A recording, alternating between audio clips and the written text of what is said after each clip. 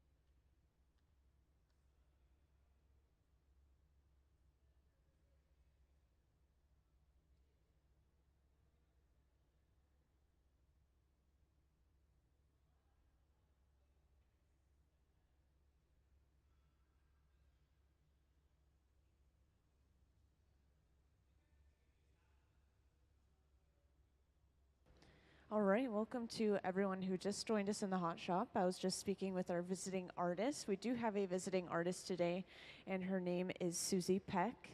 And whenever we have a visiting artist, it's sort of a residency usually, and this means that they come in and they get to make anything that they want and then do anything they want with that artwork with the support of our hot shop team. So Susie is working down here on her own, but with all of the support of our full-time hot shop team members. And so today they're going to be working on a lot of prep work. So they're going to be working with these special textures that you could see in all of these bowls down here.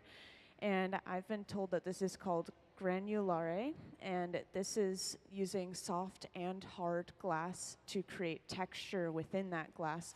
So if you were to look at some of these pieces of glass up close, you could see there's little pock marks almost from some of that glass melting faster than the other types of glass, for example.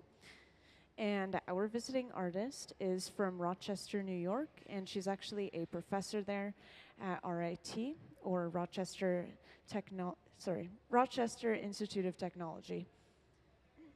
And if anyone ever has any questions throughout this process, you can feel free to raise your hand and let me know. Could be questions about the glass itself or even questions for the artist herself. And so over on that left bench, they are just getting started. Looks like they've pulled out some color and they're working on heating that up. And for anyone who's new to the hot shop, I'll give just a quick little rundown before showing you some images of our visiting artist artwork. So everything we do in here starts in our furnaces. These are the large tanks with the closed doors. And we can gather out of that left one over there or this right one over here. We have two of them. And they hold about 1,000 pounds of clear molten glass each and run at around 2,100 degrees Fahrenheit. And when the glass is molten, it's viscous and sticky, a lot like honey, so all we have to do is stick our pipe into the glass, and when we turn, it gathers a ball on the end. And from there, we can either blow into the bubble, or blow into that glass and expand it like a balloon, or we can use it for solid sculpting. And so you'll sort of see a mix of both of those today, since this is solid glass up at the front here. And the open face furnaces that you see them using over and over again, these are at each bench, and they are running at around 2,300 degrees Fahrenheit. And they're only used for reheating, so there's nothing inside of them except for heat that is being applied to the glass. We need to make sure to keep it nice and warm so we can continue to work with it. It needs to stay at a sort of taffy or putty texture. So over on that left bench, it looks like they are doing a color drop or a color overlay. This is when they drop a large piece of color onto a small clear bubble. And then they'll be able to spread that color evenly over top of that clear bubble and create a very even, smooth layer of color across the entire piece. And so they're going to get started on some color cups. And this is basically like this small cup I'm holding here, but of course on a much larger scale. They're just going to make a small cup, and it's going to have a rounded bottom and have this really smooth, even color across it. And this is going to be used later on. They're going to blow another bubble inside of it, and this is going to create two separate layers of color and sort of pattern. And now for anyone who hasn't seen our visiting artist artwork yet, I'll put that up on the screen now. And as you watch the slideshow, you'll see all of the texture inside of all of these pieces, and that is from the granulare, which is all of these pieces of glass up here.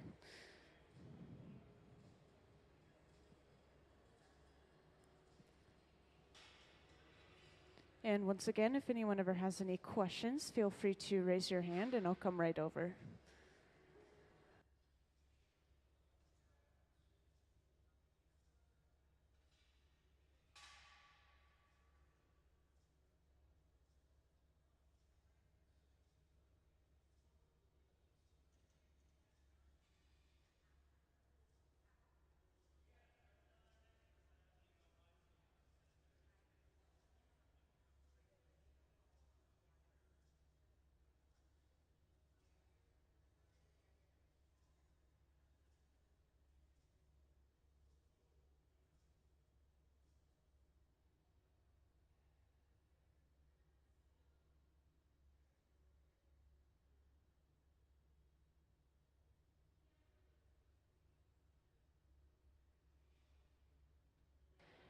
And right there, Gabe was just spraying water into the tank. I saw a lot of you looking. This is just to pop any air bubbles that are on the surface of the glass, so when they gather, they don't pick up any of those air bubbles and have them inside of the piece.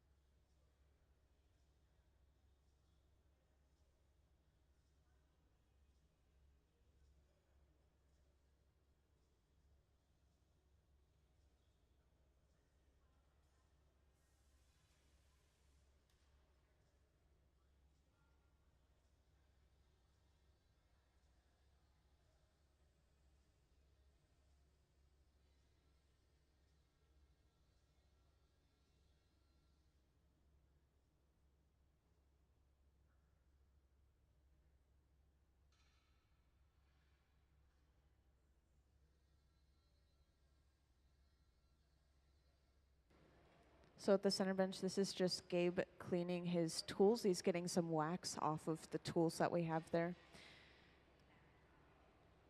We use wax to make sure that our tools don't stick to the glass, but sometimes if we continue working with a piece and use tools that aren't supposed to have wax, it could pick up wax that was left behind by other tools, for example.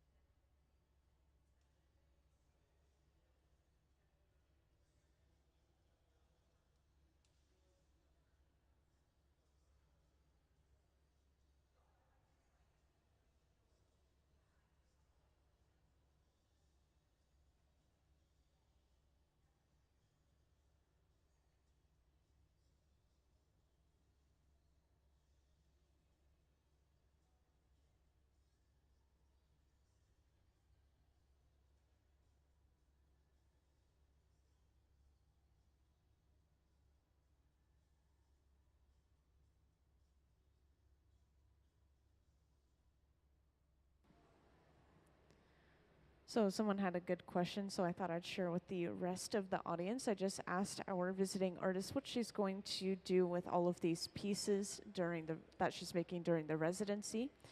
And she so far is going to take them home and put them in her own studio, and she's definitely going to show them somewhere, but this is not something that's planned as of yet. And that wooden spoon-shaped tool you just saw them using, thought I'd share real quick, is called a block. And that is usually made out of cherry wood and kept in water to help prevent it from burning.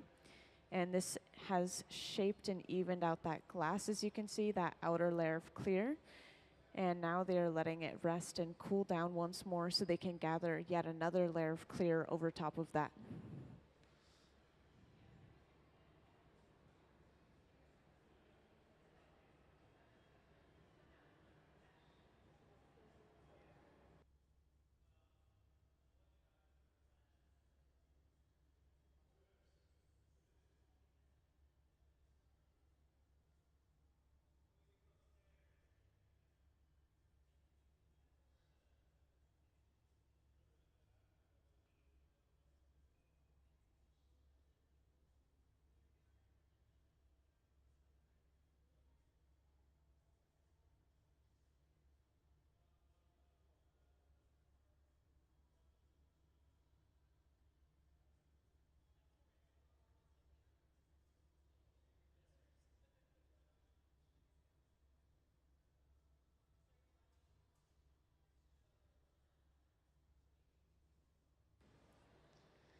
And I noticed one of you's talking about the rolling motion.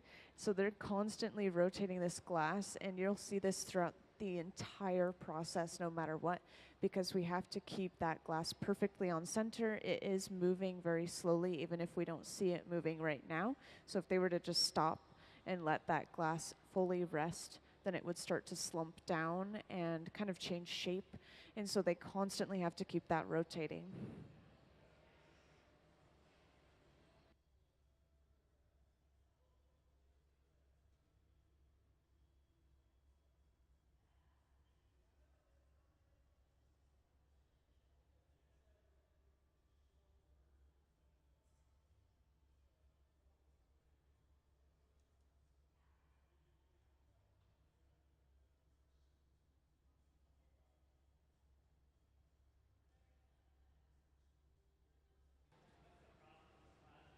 So Gabe was allowing some of that glass to just drip off the end of the pipe.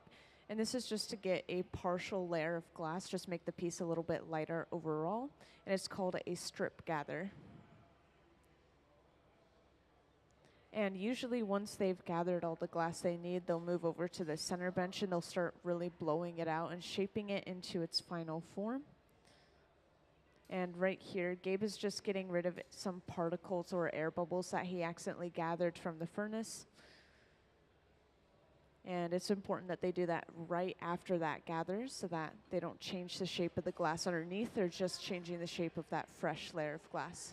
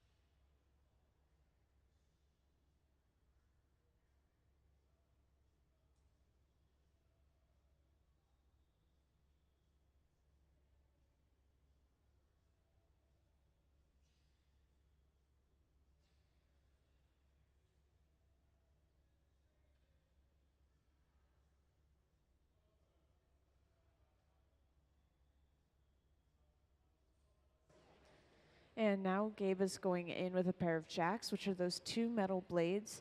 And most likely right now he is carving something called a jack line into the glass. This is usually near where the glass and the pipe are connected.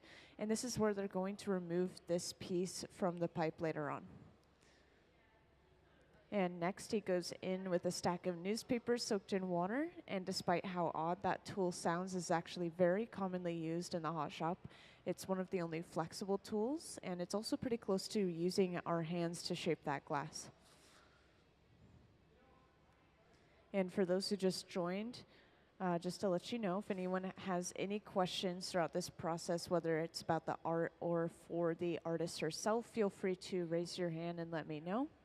And we do have a visiting artist today, and her name is Susie Peck, and that is the woman standing closest to the back of the hot shop there. So she is the brains and the design behind all of these projects here. And the rest of the people we have on the hot shop floor, these are our full-time hot shop staff, so they're here almost every day when the museum's open, and they will support any visiting artists that we have.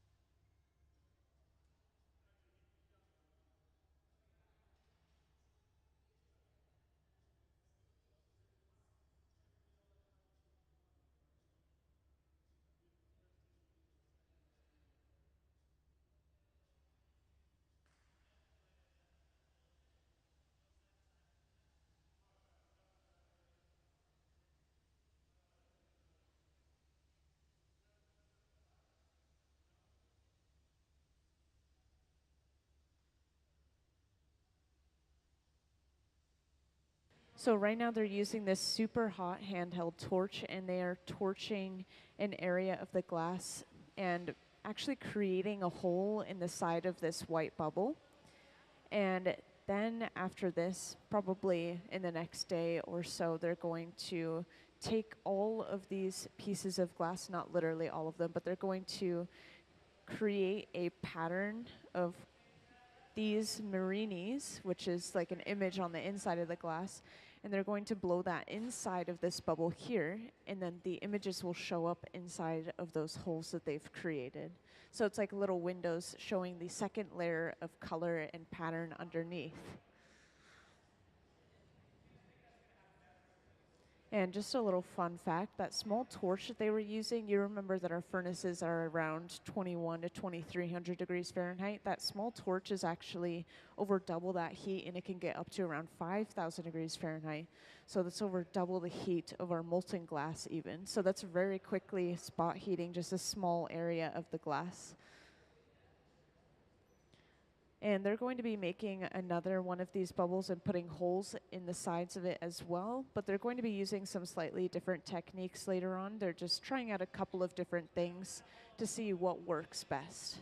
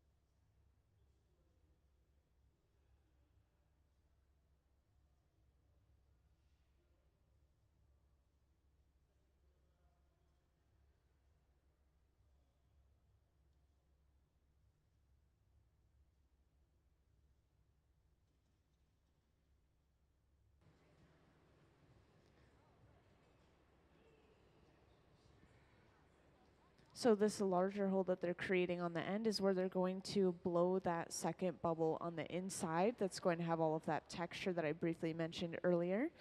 And if I didn't mention the texture name, it's called granulare. And like I was showing a few people in the front row, this is like the combination of hard and soft glass, and it creates a physical as well as visual texture in this glass.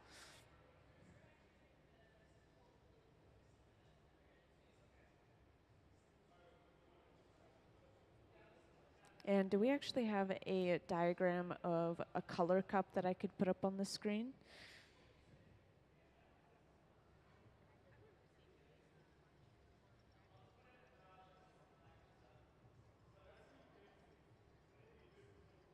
Or a diagram? Yeah, perfect. So this is called a stuff cup, when they stuff a second bubble on the inside of this cup that they've created, and they've just made this cup and set it aside. And the cup itself is called a color cup, but the technique is sort of called a stuff cup. And that window they created on the side of the cup as well is going to allow that second color on the inside to really poke through and just give you a window of that color. And the place that they've set this color cup is inside of the garage. That's that large silver box there. And this is going to keep it nice and warm at a very even temperature of 1,000 degrees Fahrenheit. This is not hot enough to change the shape or melt what we have created, but it's also not cold enough to let it crack or break from thermal shock.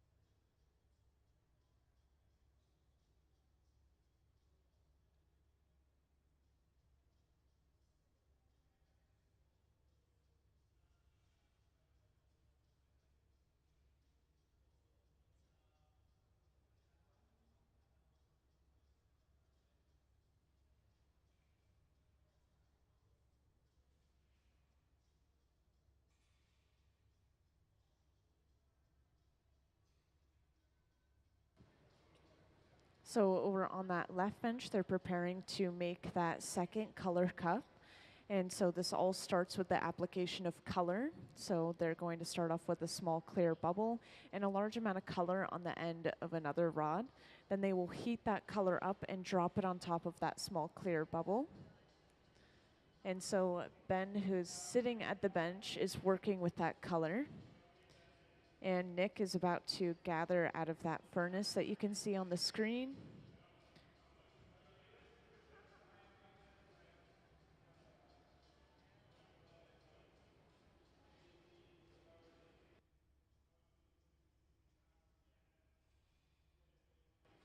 And since we have a few new people in the hot shop, I will put up our visiting artist artwork up on the screen for you all to see.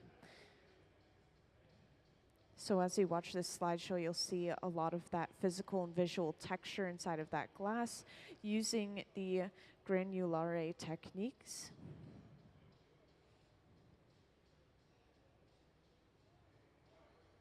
And just a little overview on our visiting artists again. We have Susie Peck here today for a residency. And she is working on various pieces, but all of them have a similarity, which is that granulare texture.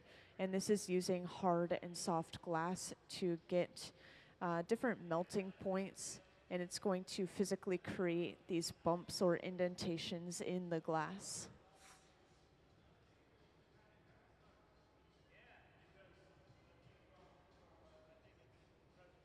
And our visiting artist, Susie, she is from Rochester, New York, and is actually a professor over at RIT, which is Rochester Institute of Technology.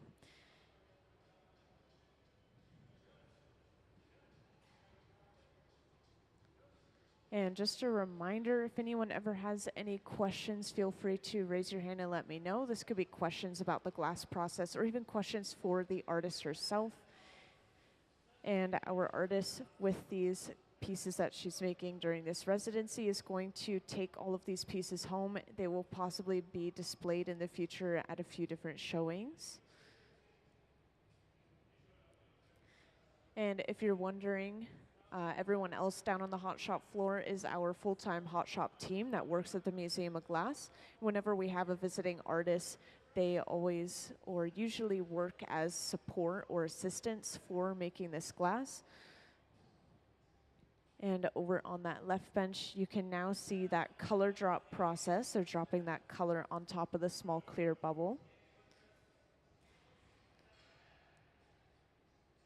And that clear bubble they had is relatively cold when they drop that hot color on top. And this is going to make sure that the clear bubble keeps its shape and they can fully spread that color over top of it.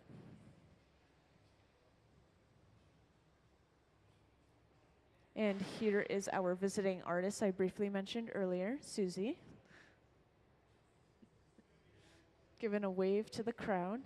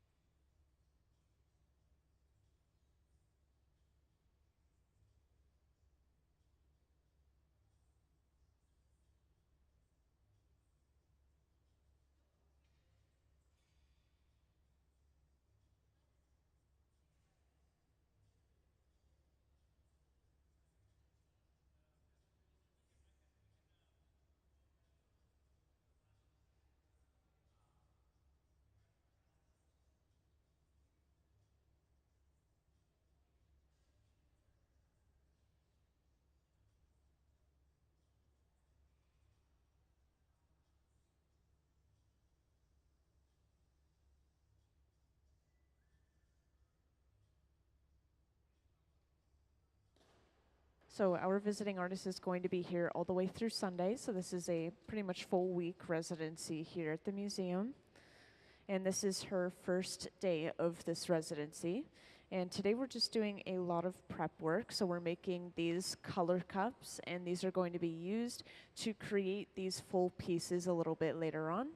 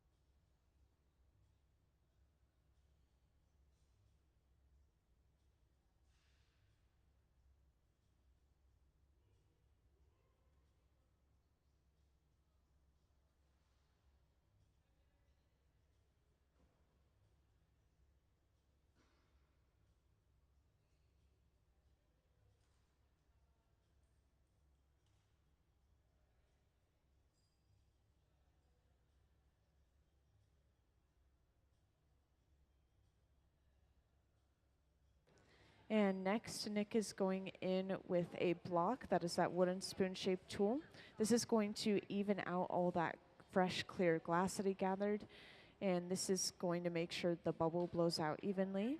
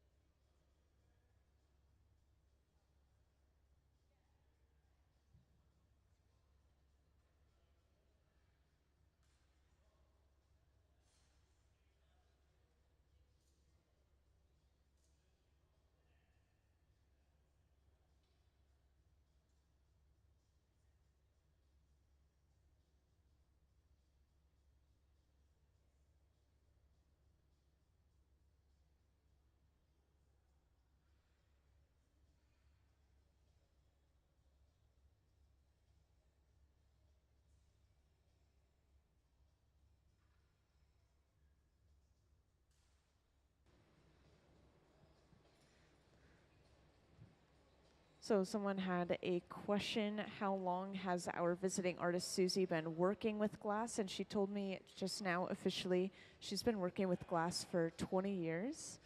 So this is a 2-decade anniversary sort of, and she started in 2003. And I was also asking what she teaches at RIT, Rochester Institute of Technology. And she was telling me that she teaches all sorts of various glass classes to a variety of different people, doing beginning classes to people who don't usually work with art, and as well as teaching people who already do work with art how to think with glass and really work with it. So those are a couple of fun facts. And once they've gathered enough glass that they need for this piece, they usually move it over to the center bench. They always start things on the side bench and then move it over to the center. And so now they're going to start blowing this out into that color cup. And with this color cup, they're going to put 2 windows in it. The last one we made 1 window. And there's also going to be a couple of slightly different techniques in opening those holes for the window for this one. And for anyone who recently joined, can I have the diagram of a stuff cup up on the screen, please?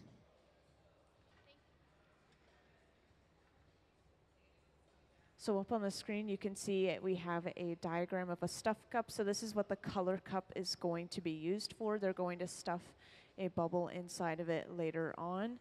And this is going to apply some extra special texture that our artist has brought in called granulare, there you go, granulare. And I'll walk around with a little example of the granulare, but this is basically using hard and soft glass, and this is going to give them a physical and visual texture because the hard glass is going to melt slower than the soft glass, and so that's going to allow for raised bumps in the glass. It's going to give them pock marks or sort of divots all across the glass.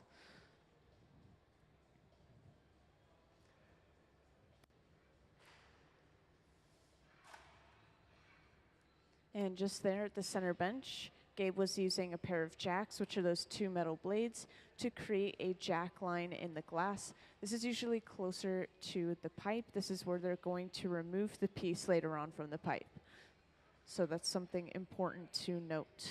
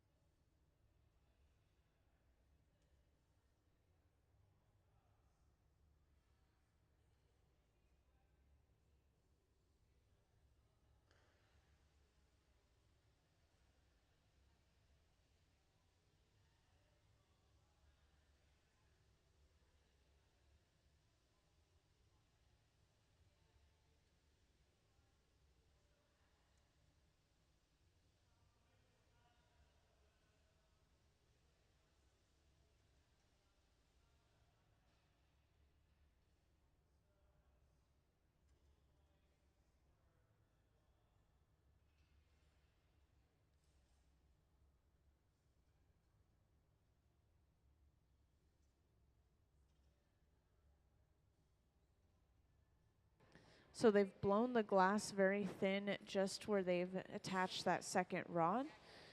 And then when they pull that out, that's stretching the glass even thinner. And this is going to allow them to open a hole in the side of this bubble.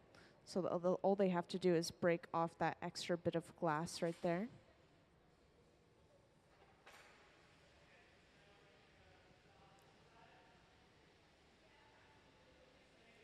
And like I briefly mentioned earlier, they're going to be making multiple windows in this bubble. So they're making a second one, looks like pretty much on the other side. And for anyone who recently joined, this small torch that they're using is actually the hottest item we have in our hot shop, and it can get up to around 5,000 degrees Fahrenheit. So this is going to very quickly spot heat just this small area of glass on the side of the bubble and allow them to only manipulate that small area. They don't want to heat up the entire thing overall.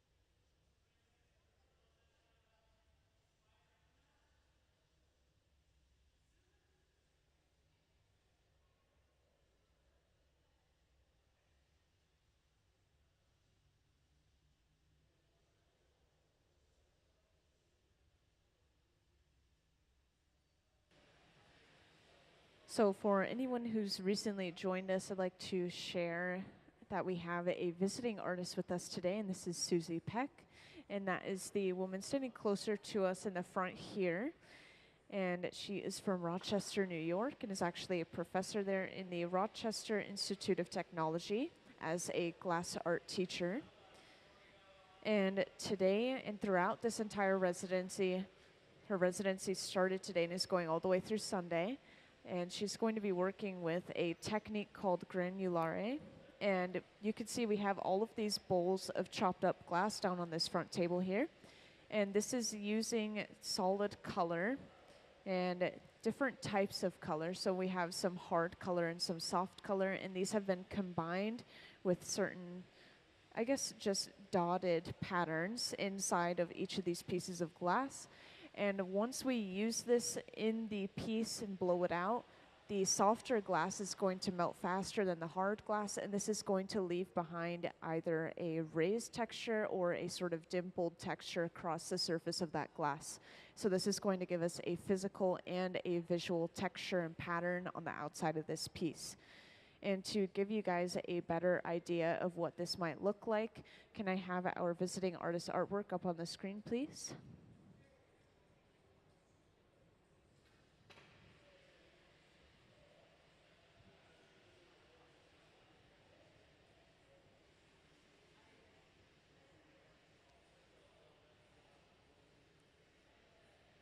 Can I have our visiting artist artwork up on the screen, please? So up on the screen, you'll see a slideshow of our visiting artist artwork, and this is going to involve a lot of that granulare texture, where we have the soft and the hard glass melting directly next to each other.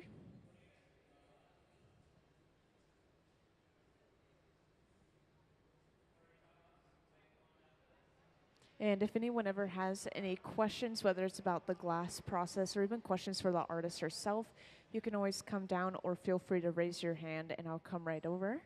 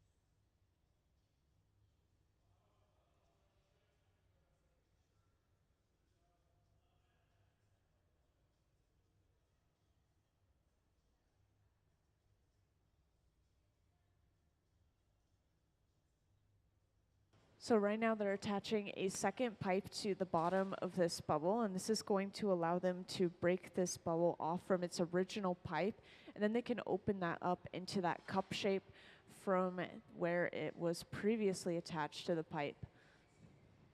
And the second pipe that they attach to a piece, whether it's a simple solid connection like this or something a little bit more complicated, is called the punty.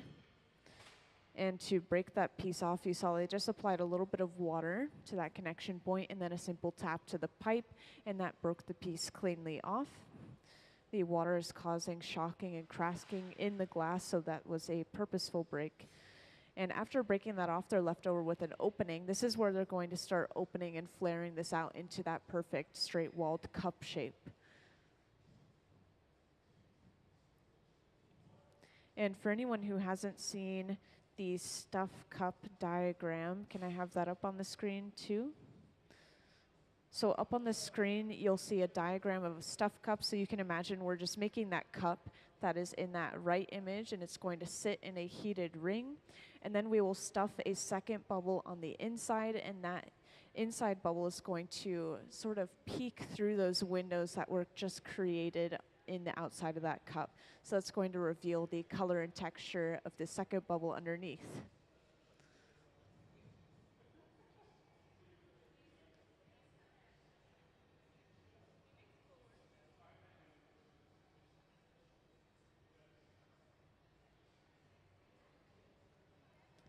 Thank you.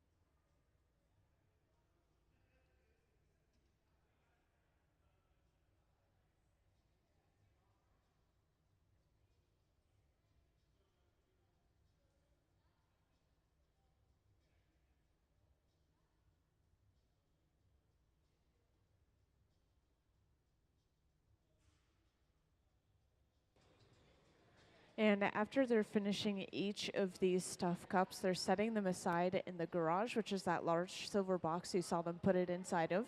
And this is going to keep them warm and at a stable temperature around 1,000 degrees Fahrenheit. So this is not hot enough to melt or change the shape of what we've already created, but it's also not cold enough to let it crack or break from thermal shock. So this is just going to keep it at an even temperature till we're ready to pull it out and make something with it later on. And later on in the day, probably after our lunch break, we'll be using these cups and actually creating full pieces with them. So if you're still around at that point, feel free to come back and watch us make our pieces. We're most likely going to get started on some more color cups in just a moment here.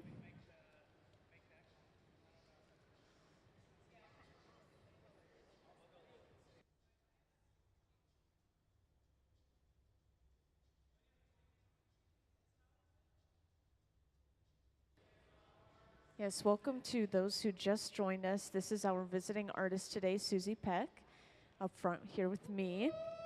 And she is from Rochester, New York. and is actually a professor over at RIT, Rochester Institute of Technology, as a glass art professor, sort of. So she's teaching beginning classes to those who have never worked with glass before, and also teaching people how to think with glass and really work with it in a more professional way.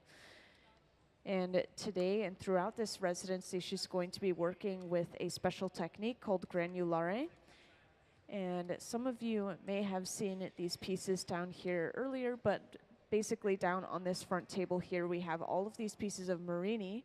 Marini is pieces of glass that are chopped up to reveal an image inside of them. And so if you chop these up and look inside, you'll see we just have a bunch of small dots of color inside of one larger color.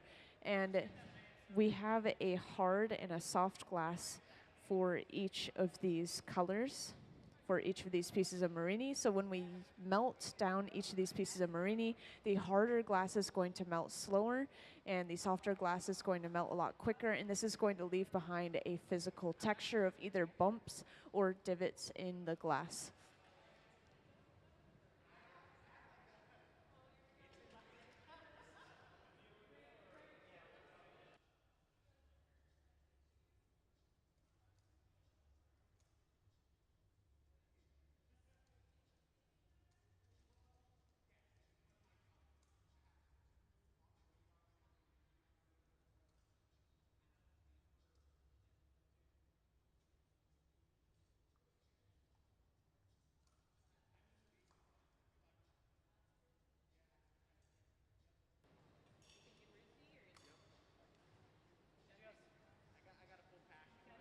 So down on this front table, our artist is actually setting up pieces of these marini on these special plates, and these plates are able to be heated up later on, and we'll be able to stick all of these marini together and create more of a larger solid pattern.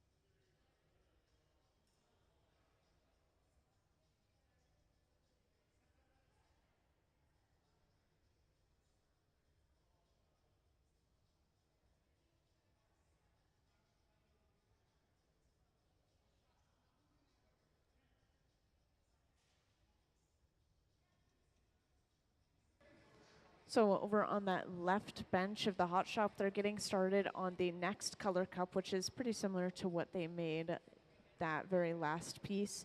And this all is going to start with the color application process called a color drop or color overlay.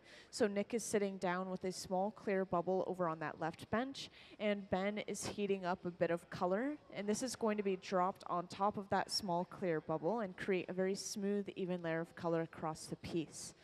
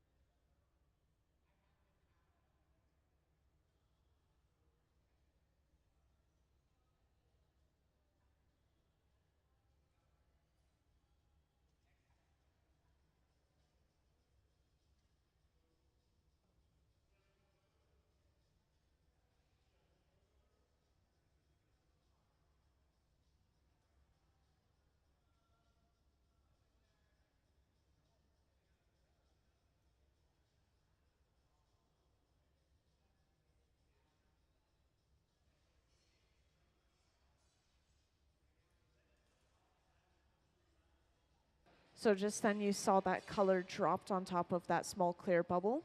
And I'd like to mention that small clear bubble was pretty cold when they dropped that color on top. And this is going to allow them to really move that color and cover up that bubble and not change the shape of that clear bubble that they already have.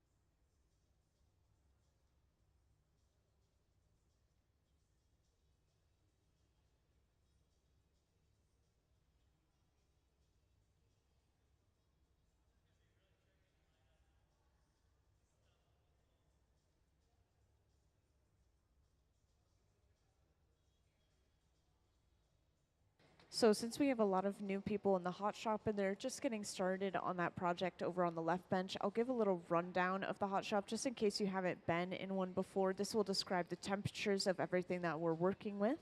So everything we do in here starts in our furnaces. These are the large tanks with the closed doors. You saw them gathering some clear glass out of both of these today, actually. We have one on the right and one on the left side of the hot shop. These hold about 1,000 pounds of clear molten glass at 2,100 degrees Fahrenheit. And they run 24/7, as you can see.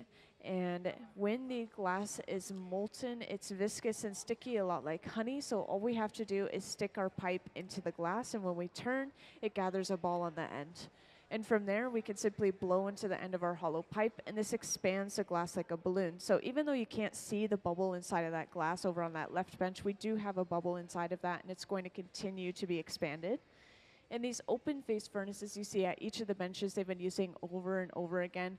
These are our reheating chambers running at around 2,300 degrees Fahrenheit. And these do not have anything inside of them other than that heat that we're applying to the glass. We need to make sure that it stays nice and soft to continue working with it. And both those types of furnaces run off of natural gas and forced air. And later on, you'll see them working with some handheld torches as well, but those are actually running off of propane and oxygen. And for anyone who recently joined, if you ever have any questions, whether it's about the glass process or questions for our visiting artists, feel free to raise your hand and let me know.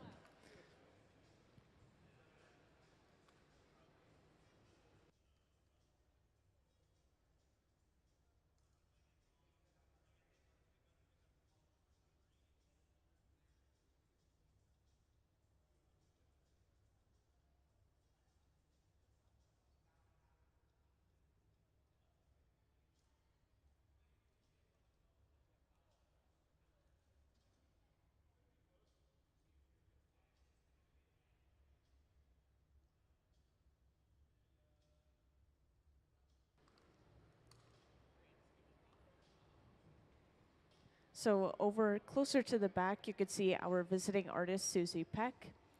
And she is here today. It's her first day of her residency here at the museum, and this is going to go all the way through Sunday.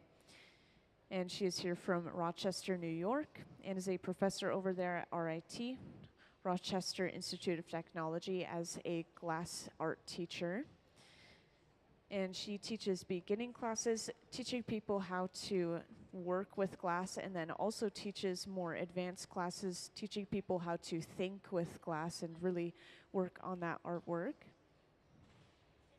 And today, throughout this residency, we'll be working with a special texture in glass called granulare.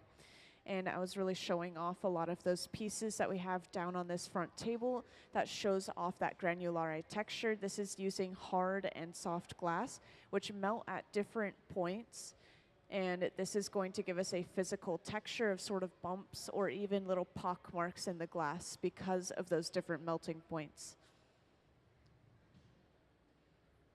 And for anyone who hasn't seen our visiting artist artwork, that'll be up on the screen now as well.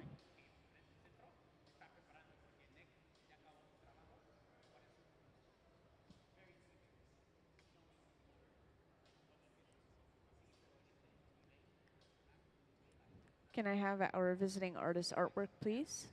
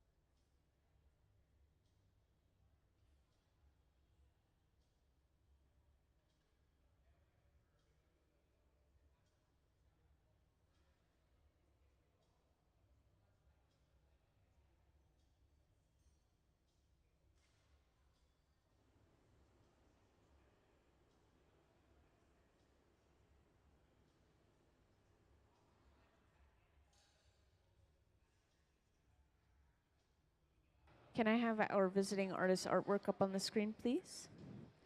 Thank you. So up on the screen, you'll see a slideshow of our visiting artist previously made artwork. So this is all stuff that she has made before she even came to the museum for this residency. And throughout all of those slides, you'll see a lot of images of that granulare texture, which is the different melting points, the hardness, and the soft glass versus each other.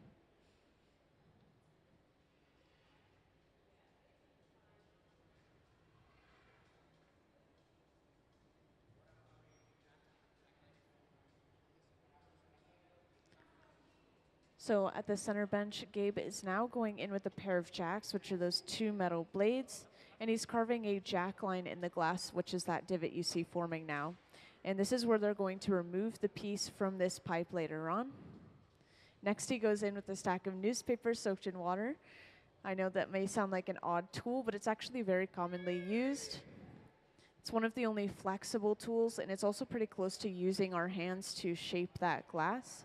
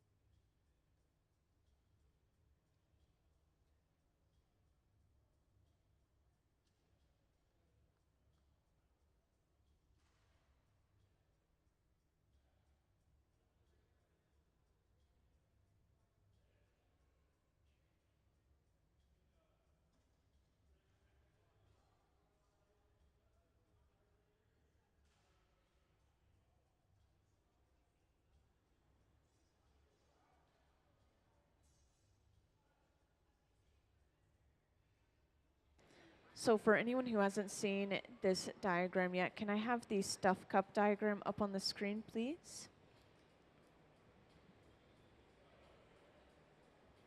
So up on the screen, you'll see this diagram. We're working on that cup that's in the right image. It's going to be resting in a heated ring and is going to allow us to stuff a bubble on the inside of that cup. And this is going to allow us to have multiple layers of color and texture inside of the piece. So the pieces we made earlier have these physical holes in the sides of the cup, and that's going to allow us to see that secondary color underneath.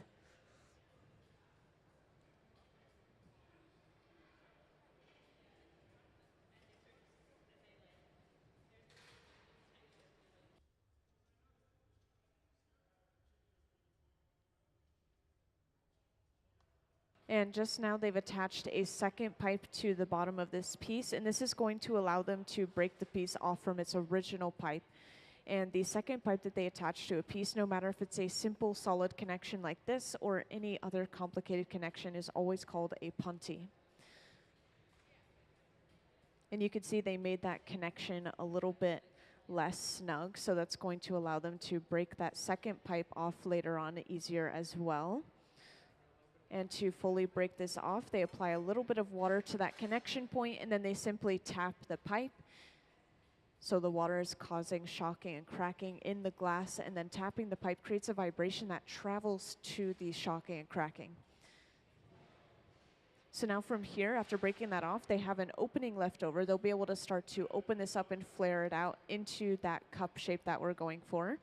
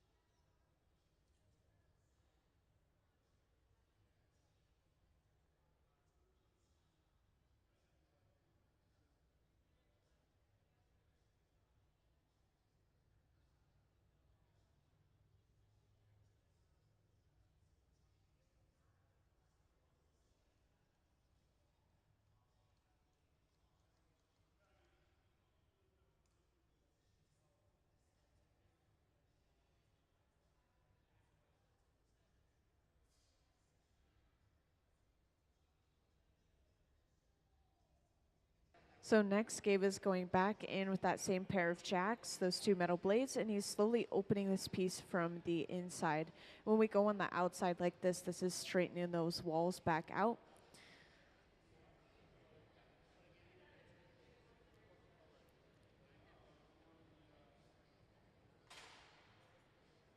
And as this piece is slowly cooling down, you can see more and more of that true color, which is closer to a pinkish color. And you notice when it's really hot, it was just plain orange. Everything is really orange when it's hot, just glowing, sort of like lava, I like to describe it.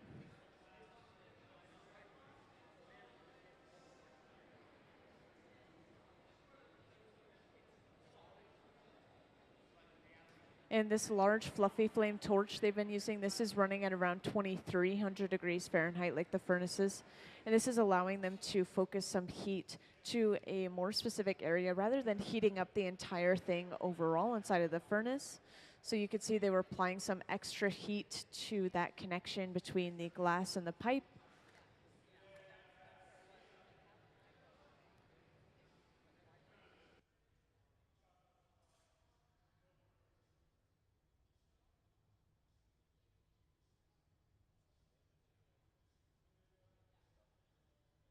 And now they're going to break this off.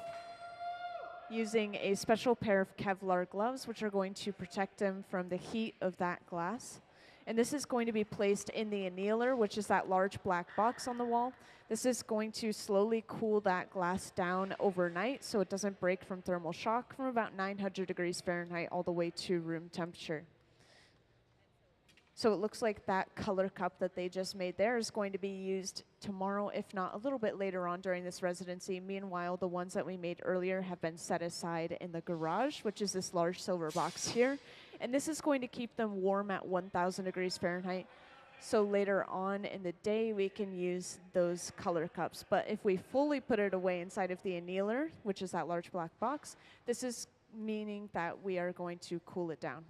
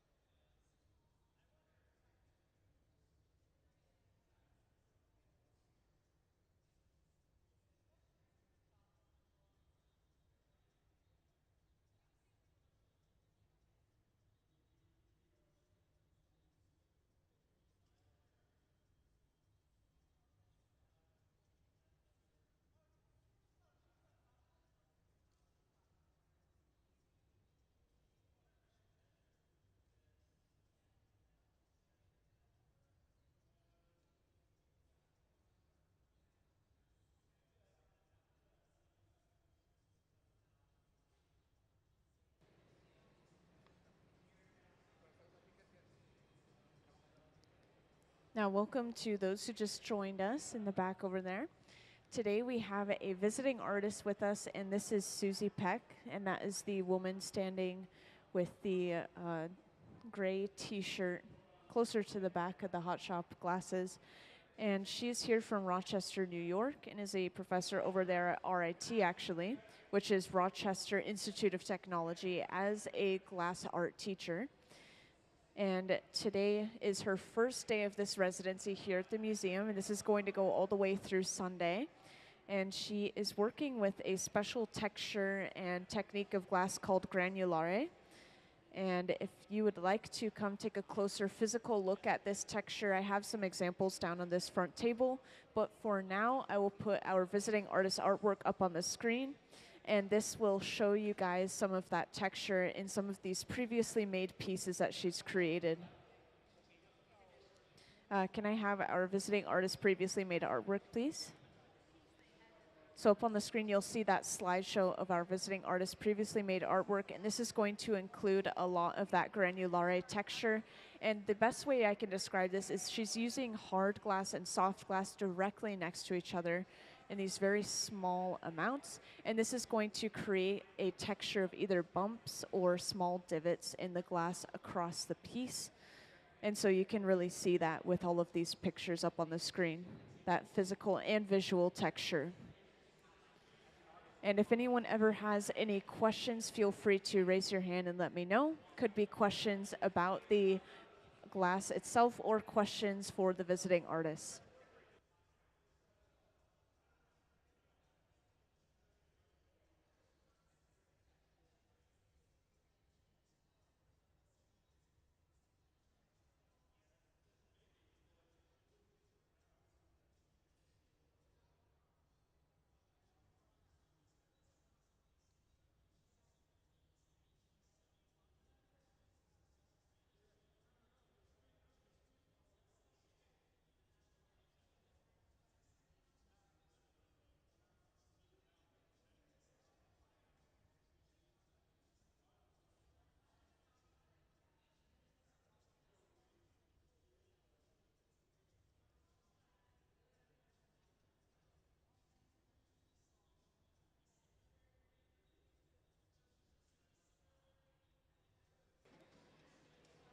So our artists are discussing what they're going to work on next and what techniques that they will use.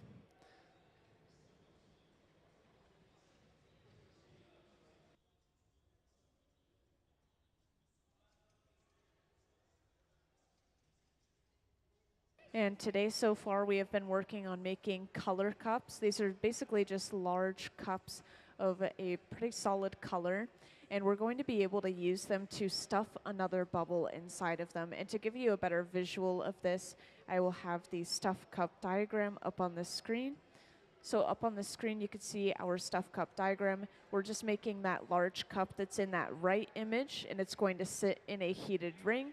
And this is going to allow us to stuff a second bubble on the inside, and then we will have 2 layers of different colors, textures, patterns in this glass piece.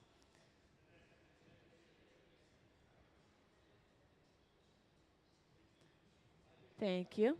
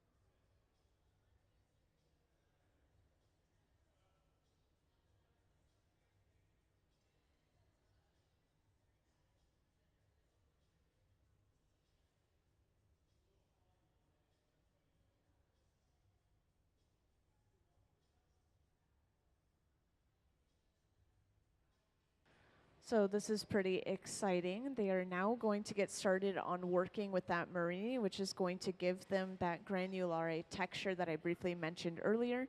We have a bunch of dishes down on this front table here containing the marini that's going to give us that texture. And I will mention that the marini has these small bits of hard glass on the inside surrounded by a softer glass, which can be a different color or the same color.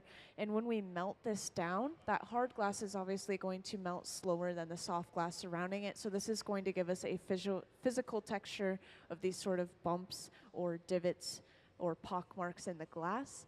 And so they have been working with that marini at the center bench. They're going to press it together and be able to roll it up on the outside of a bubble. And then they will stuff this bubble inside of those color cups that they made earlier based off of that stuffed cup diagram I briefly showed earlier. And I'll be talking throughout this entire process, so if that's a little bit of a confusing explanation, don't worry. I'll continue to explain what they're doing as they go along. So right now, they are pressing all of that marini together. They don't want air gaps in between each of those pieces of glass. So they are going to melt them and press them a few different times. And they are using a little bit of a larger amount of marini than they exactly need, but this is because they want it to completely cover the gaps inside of the stuffed cups that they made earlier. So I know a lot of you weren't here earlier, but they made these large cups with a rounded bottom, and they actually blew holes into the sides of the cup. And this is basically going to give us windows into the color that we're going to be blowing inside of that cup, which is going to be the marini that we're working at the center bench.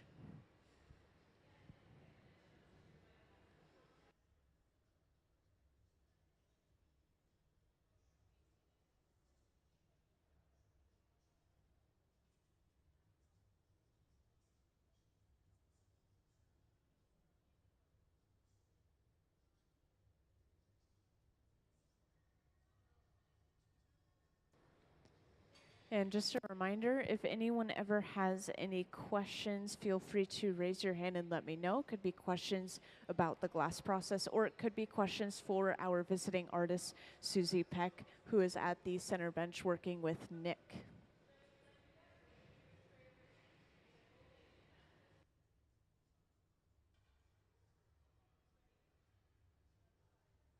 So since I have a lot of new people in here, I'll give a little rundown of the hot shop, and this will describe all the temperatures of everything that we're working with. So everything we do in here starts in our furnaces. These are the large tanks with the closed doors. We've been gathering out of both of them, I believe, but we have one over on the left and one on the right here in the hot shop. These hold about 1,000 pounds of clear molten glass each and run at around 2,100 degrees Fahrenheit. And when the glass is molten, it's viscous and sticky, a lot like honey, as you could see. So all we have to do is stick our pipe into the glass, and when we turn, it gathers a ball on the end. And from there, we can blow into our hollow pipe. This expands the glass like a balloon. And we need to make sure that our glass is staying nice and hot, so this is where each of our open face furnaces are coming into play. These are running at around 2,300 degrees Fahrenheit, and they're just used for reheating, so these do not have glass inside of them, unlike the other furnace, but basically just a large ball of swirling fire. And we have multiple of these running today, as you'll notice, but this is just to work at multiple benches at the same time, so there's not a significant difference between those individual furnaces. And both those types of furnaces run off of natural gas and forced air. Meanwhile, our torches run off of oxygen and propane.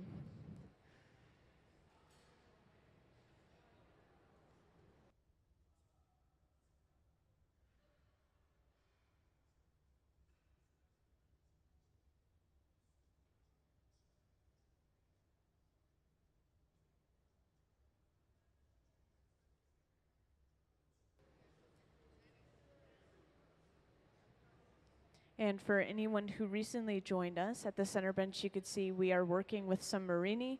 Marini is basically a large stick of glass that has an image on the inside of it. So when we chop up those pieces of glass into these small discs. This is going to reveal the image on the inside. And in this case, we have a bunch of simple circles as our images on the inside. And we have a hard glass and a soft glass together in the image. I believe each of the images has a hard glass as the smaller dots, and they're surrounded by a soft glass. So when we melt that down, the soft glass is going to melt a lot faster, leaving us with these sort of bumps or even divots in the glass from the difference in temperature and texture. And at the center bench, they're working on pressing each of those pieces of Marini together. They want to make sure that they don't have a lot of air bubbles or gaps in between each of those pieces of glass.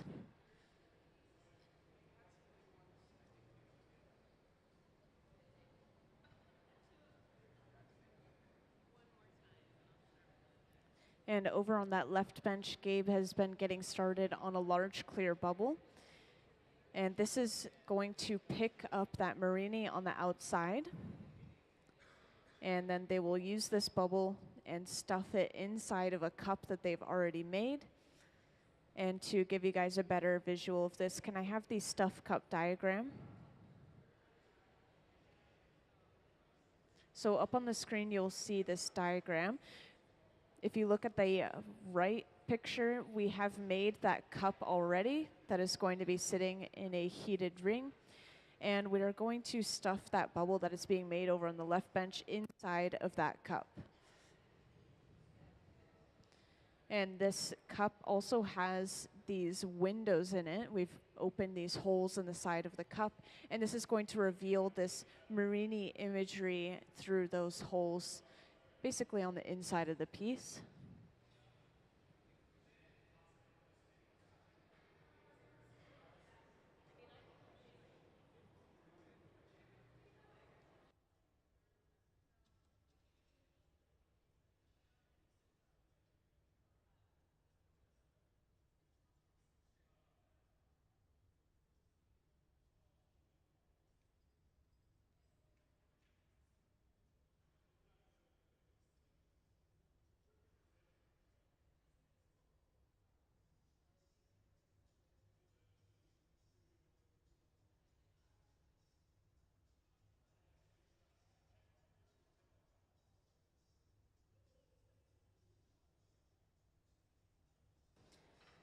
And if you're wondering where those cups we have made are, they are actually resting inside of this large silver box right here called the garage. And this is keeping those cups nice and warm at around 1,000 degrees Fahrenheit. So this is not hot enough to change the shape of the cup or melt it, but it's also not cold enough to let it crack or break from thermal shock. So all we'll have to do later on when we have this bubble ready is pull it out and stuff that bubble inside of it pretty much.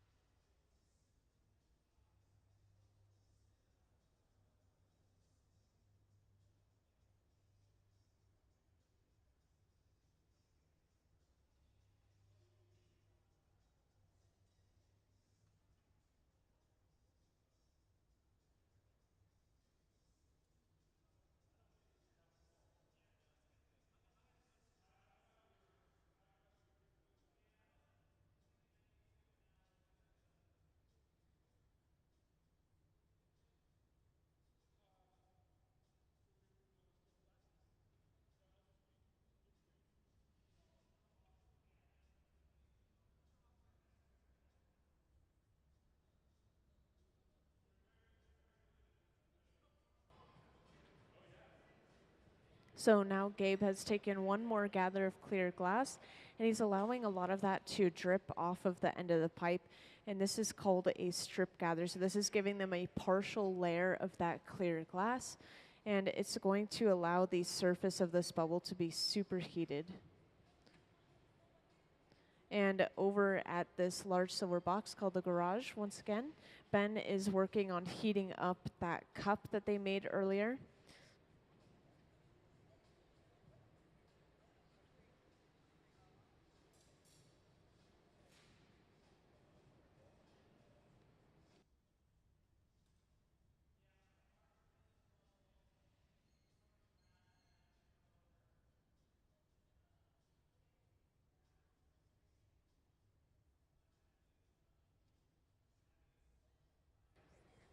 And to make sure that this bubble is keeping its nice straight long shape, Gabe is going in with a stack of newspapers soaked in water. And despite how odd that tool may sound, this is actually very commonly used in the hot shop. It is one of the only flexible tools. If we hold it on the side, that's going to extend the shape. If we hold it on the bottom, that's going to create a squat shape. So you can kind of predict what shape they're going to make depending on the position of those newspapers.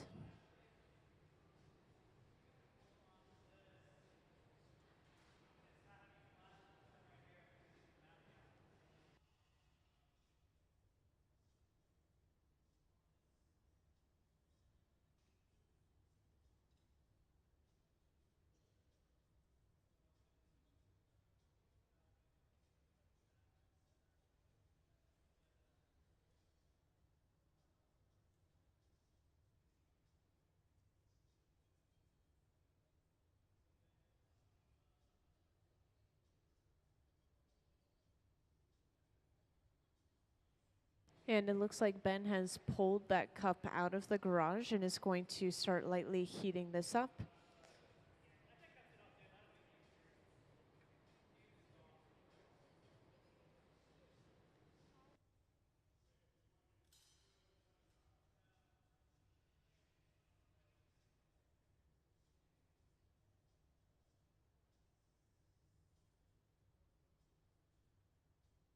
And now they will take some relatively exact measurements of each of those openings, and they're going to make sure that these marinis at the center bench are going to fit inside of the cup perfectly. So they're going to line up where that bubble's going to connect to those windows.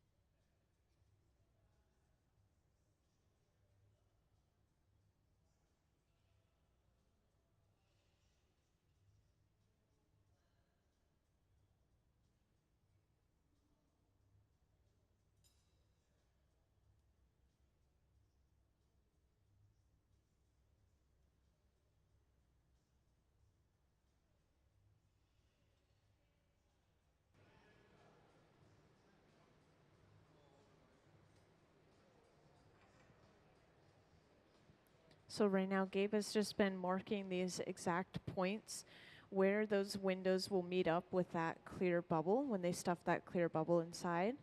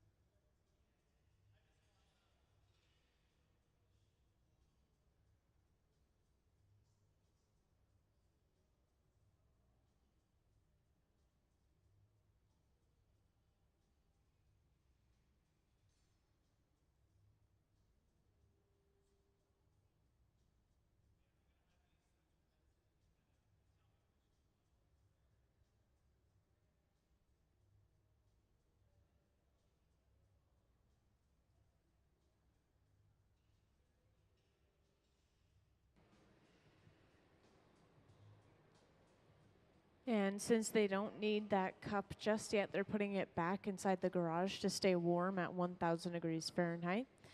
And they're going to finish that bubble that's going to be stuffed inside of it.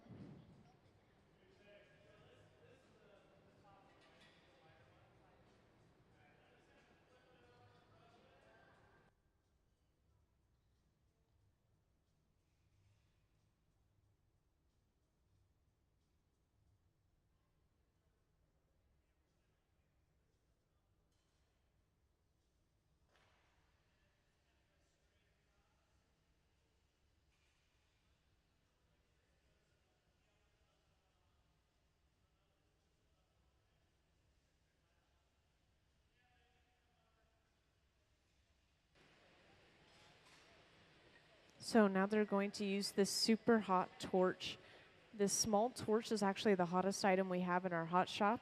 It can get up to around 5000 degrees Fahrenheit, which is over double the heat of our molten glass. And they're going to use this to spot heat, just these two connection points between the marini and the bubble that they want to connect it to.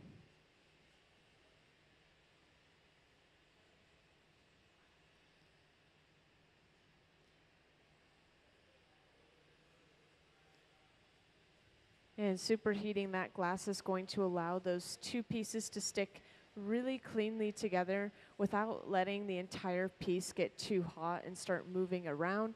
Instead, they're just heating that really small area. And they'll do that once more with that second piece of marini as well. And once again, these are going to line up with those windows or those holes that you saw in that cup that they pulled out earlier. And every now and then there will be some particles left over after we use plates like this, so he was just brushing off leftover particles with that broom.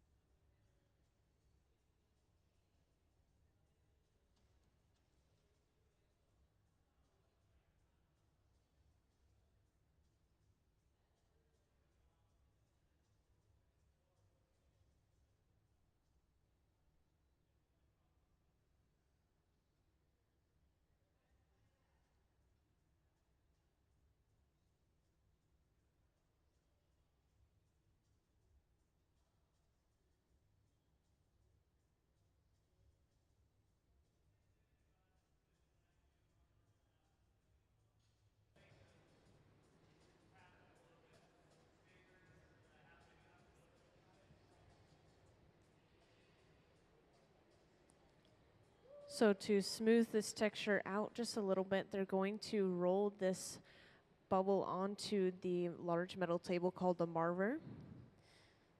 And as you can see, this is flattening down that pattern that they've applied on the outside of that bubble.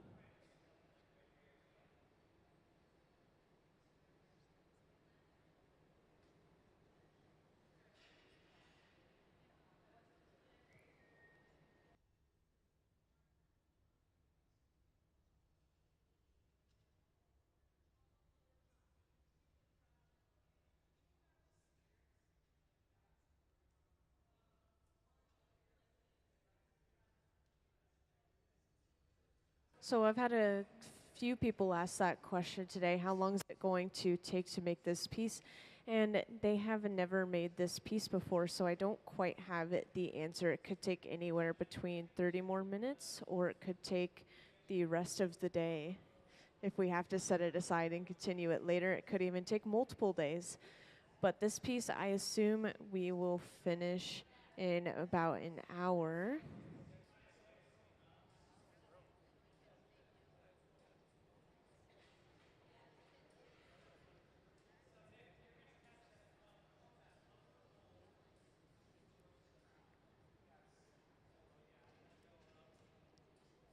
So right now they're practicing for what they're going to do when they stuff it inside of that cup. They're going to use these metal stairs to make it easier to fit this piece just perfectly upright inside of that cup.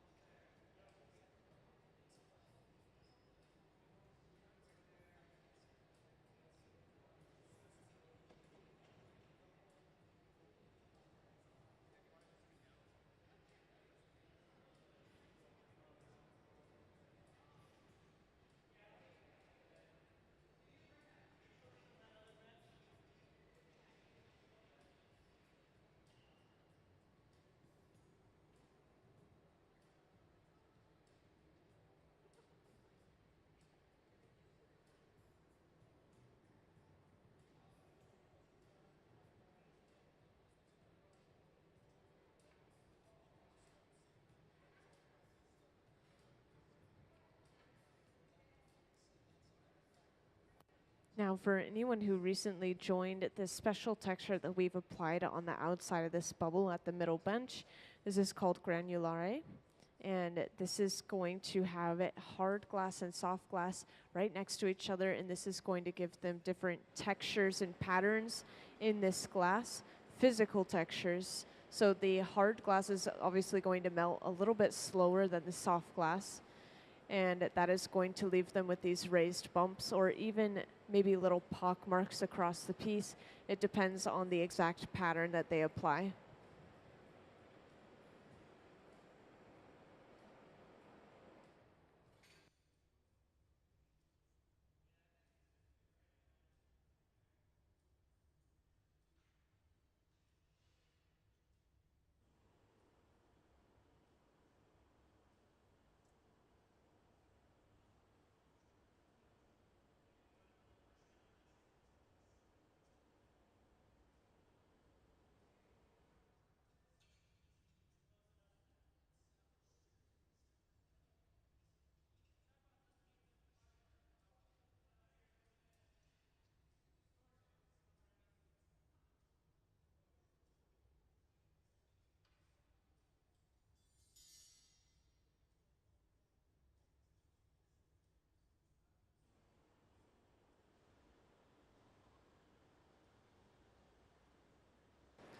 So they're heating this ring mold in preparation for putting that cup inside of it.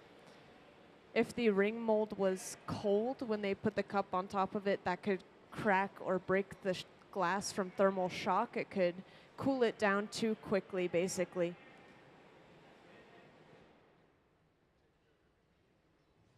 So they're bringing that cup over now.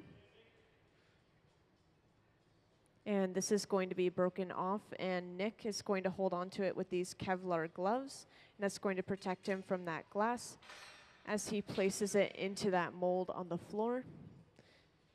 And then from here, all they have to do is stuff that bubble inside of that cup.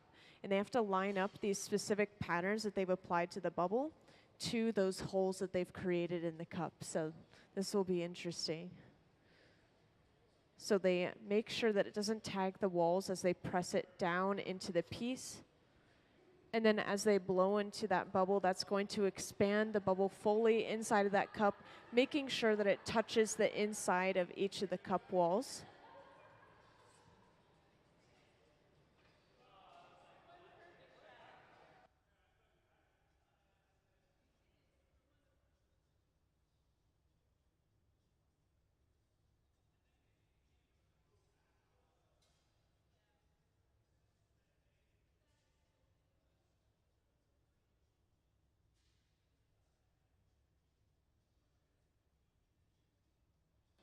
So one of those patterns was perfectly lined up with one of the holes, and then the other one was completely not lined up. So we have one window that's fully clear, and we'll be able to look inside of the piece, and then we have one window that's patterned and has that texture that they were looking for.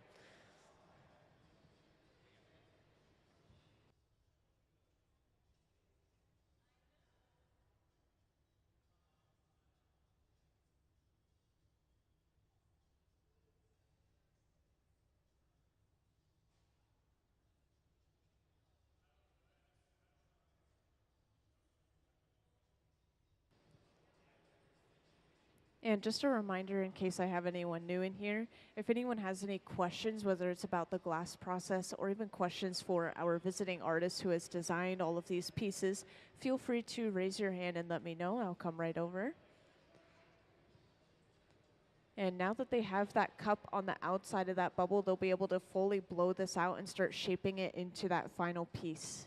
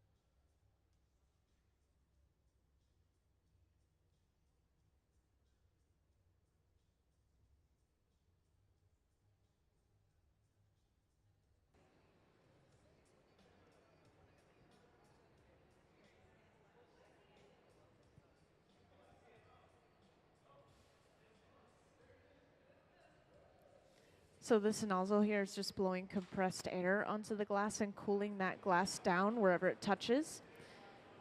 And so it looks like they were blowing it on those windows that are in the glass because that part of the glass is just a little bit thinner. They want to make sure it doesn't blow out too much. And this torch is being used to apply some extra heat to the back end of the piece. And this torch is running at around the same temperature as the furnace is, running at around 2300 degrees Fahrenheit. But this is allowing them to apply extra heat to that back end instead of heating up the entire piece overall.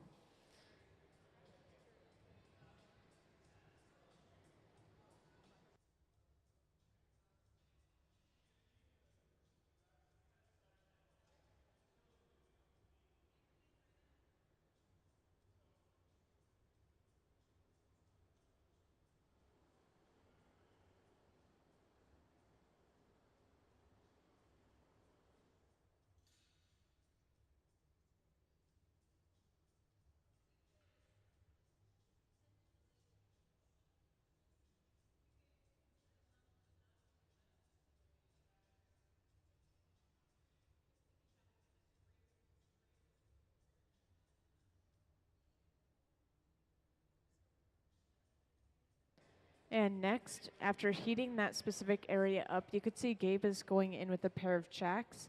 And he's creating a jack line, which is that divot you see forming in the glass. And this is going to be right where that color is ending pretty much. They're going to leave a little bit of color on that clear behind the jack line as well. But they want to make sure that the entire piece has that color. We want to get rid of that clear that's on the end of the pipe. And so this is where they're going to remove this piece from the pipe later on. So they're getting rid of that clear.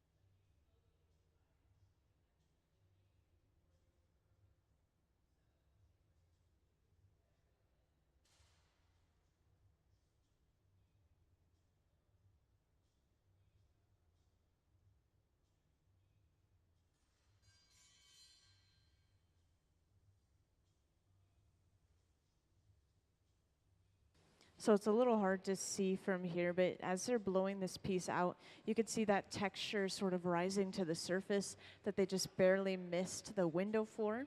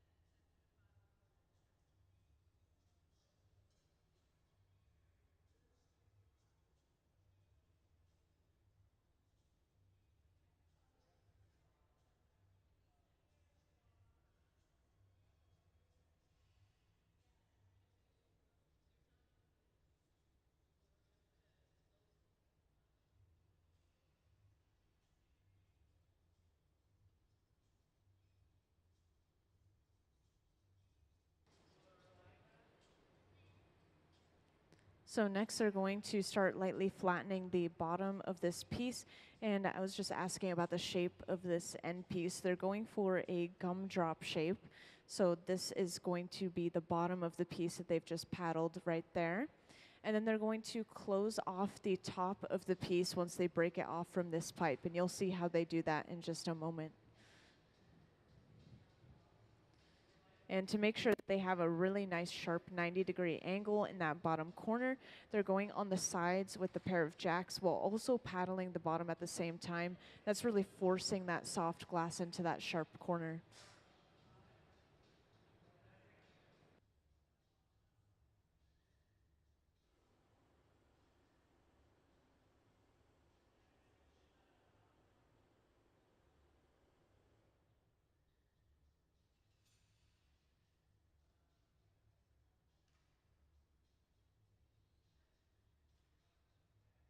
And this is the first full-on piece that we're making today, so this is still sort of an experiment with how everything is going and all the different techniques we're using.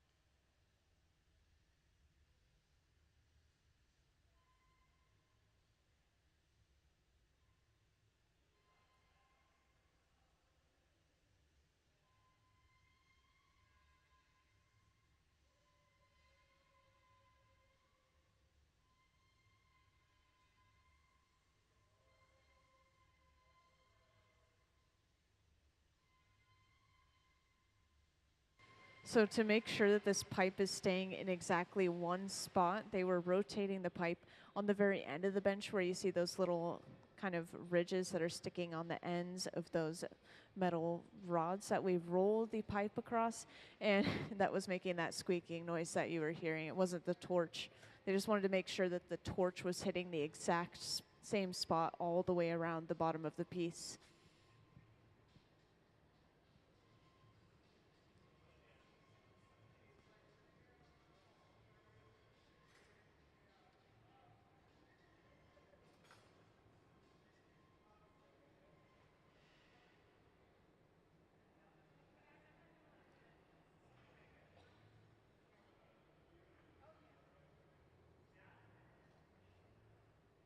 So now they're going to flatten the bottom once more with the jacks on the side.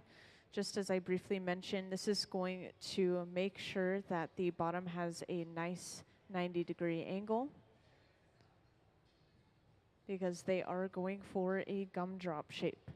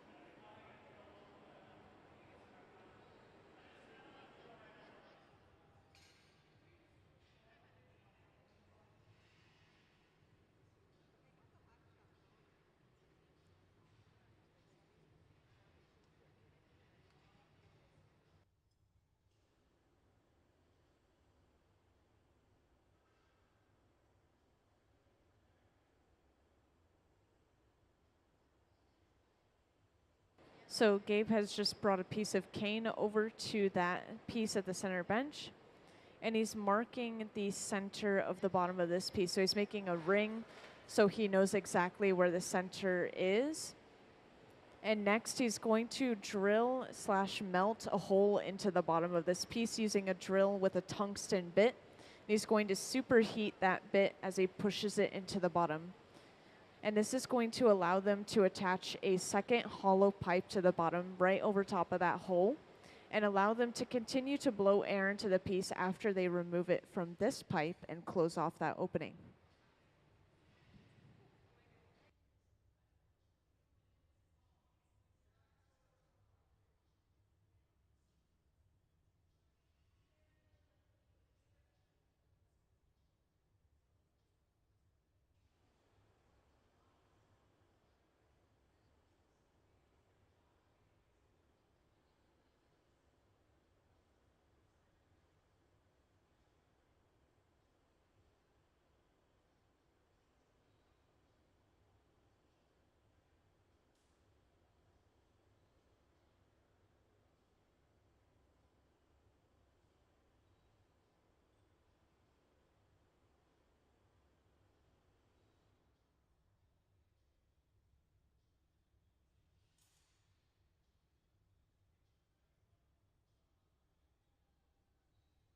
And over on that left bench, you can see Ben is preparing that second hollow pipe that's going to be attached right over top of that hole.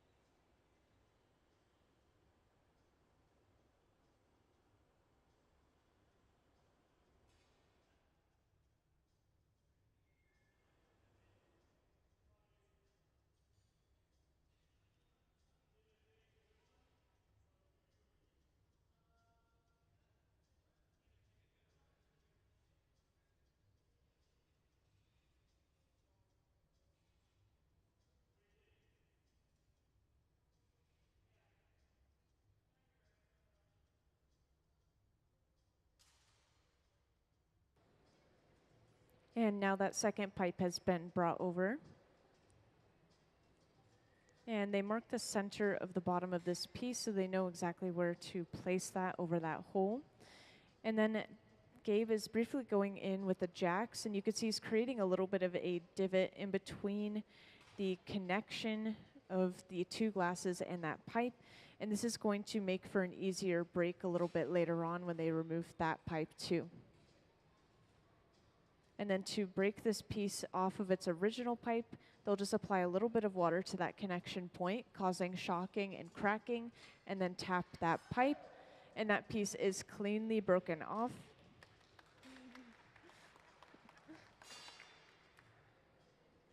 And so now from here, they're going to close off that opening that was left over from breaking it off to create that full gumdrop shape.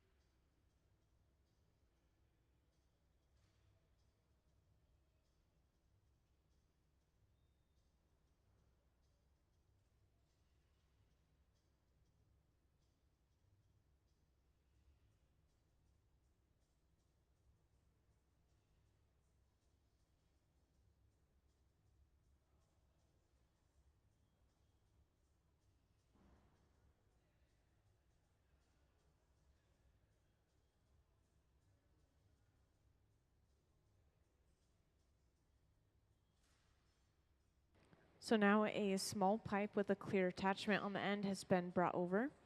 And as you can see, this has closed off that opening on the top.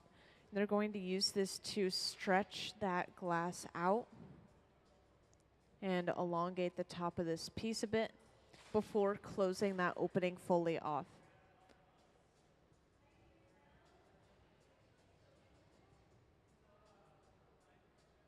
And that has left the glass with a very even wall of glass just across the entire piece.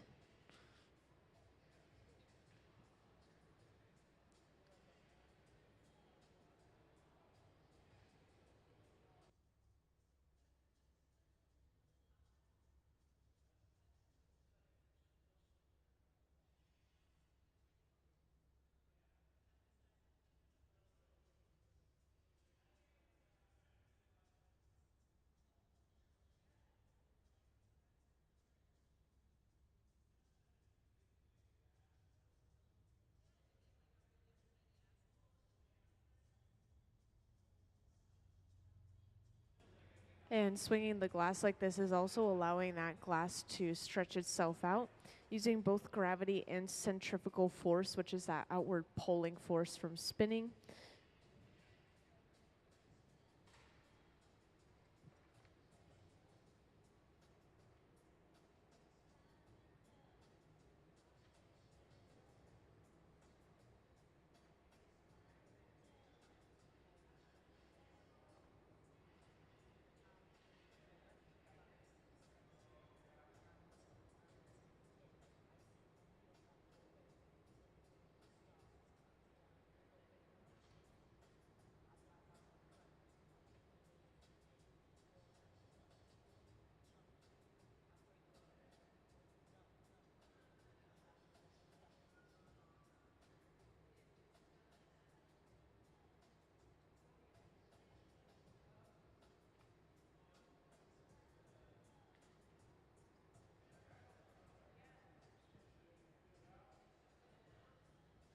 And since there's a few new people in the hot shop, I'll give just a little overview of what's going on and who we have here today. So today we do have a visiting artist, and this is Susie Peck, and that is the woman crouching on the floor at the center bench there. And she's from Rochester, New York, and is a professor over there at RIT, or Rochester Institute of Technology, as a glass art teacher. And the specific technique and texture that we're working with today with all of this glass is called granulare. And this is when we're using hard glass and soft glass directly next to each other. And they have different melting points or speeds. And so that soft glass is going to melt faster than the hard glass and sort of leave behind a texture, whether this is bumps or even little divots / craters in that glass. And so you can see that granulare is poking out of one of those windows in the glass with all of those sort of white bumpy texture.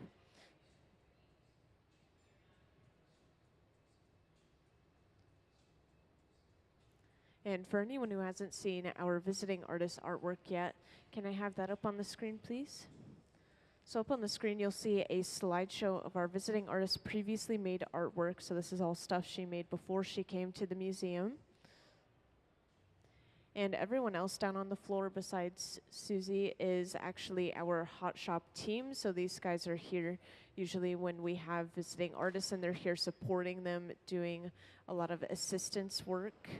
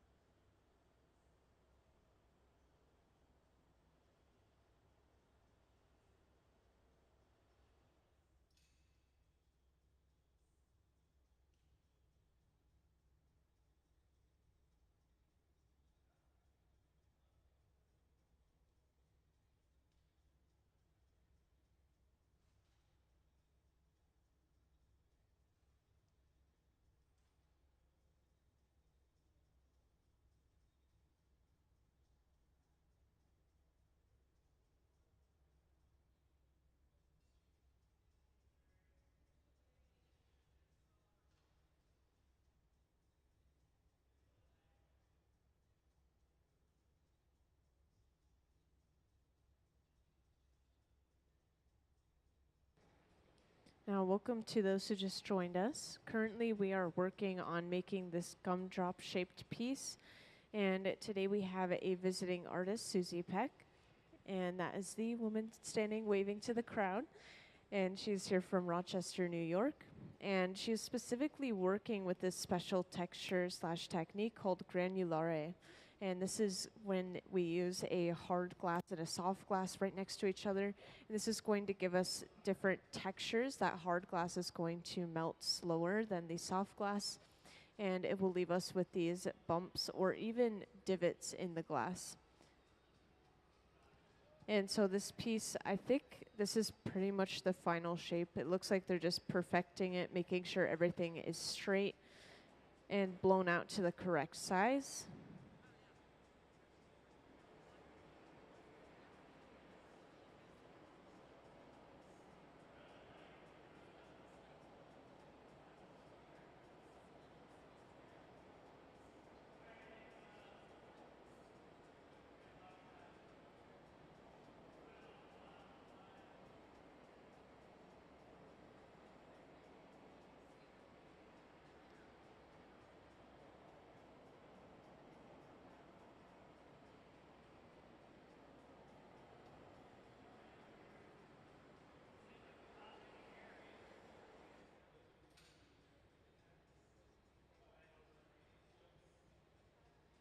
So right now they're going to start focusing a little bit of heat at that connection point between the pipe and the piece, and this is in preparation for breaking that piece off. And so you can see Nick has just gotten suited up with these special Kevlar gloves. These are going to protect him from that glass as he physically picks it up off the end of the pipe.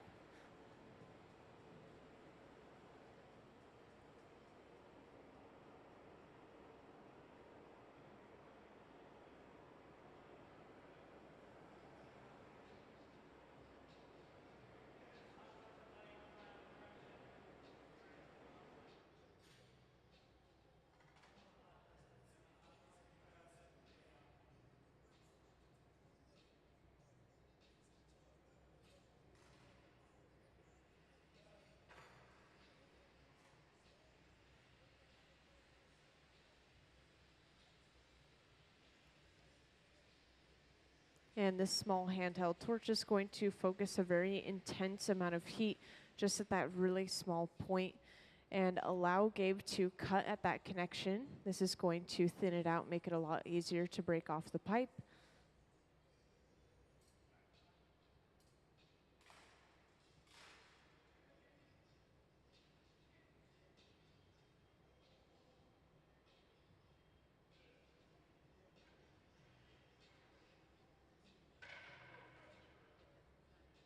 And then to fully break this piece off, all they do is apply a little bit of water to that connection point and then a simple tap to the pipe, and that piece will break cleanly off. And let's give them a round of applause for completing their first piece of the day. And this is going to be set aside in the annealer, which is that large black box on the wall. This is going to slowly cool that glass down at least overnight so it doesn't break due to thermal shock from about 900 degrees Fahrenheit all the way to room temperature.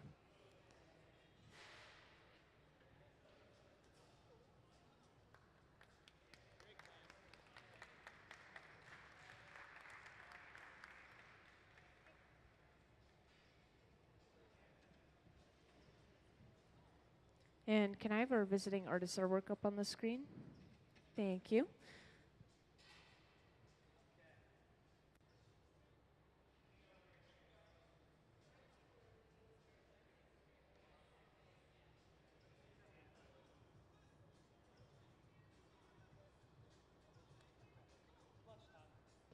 So we will be back in about 1 hour from now at around 2 p.m. And then we will be blowing glass all the way till 5 p.m. So please join back in then, and thank you for coming.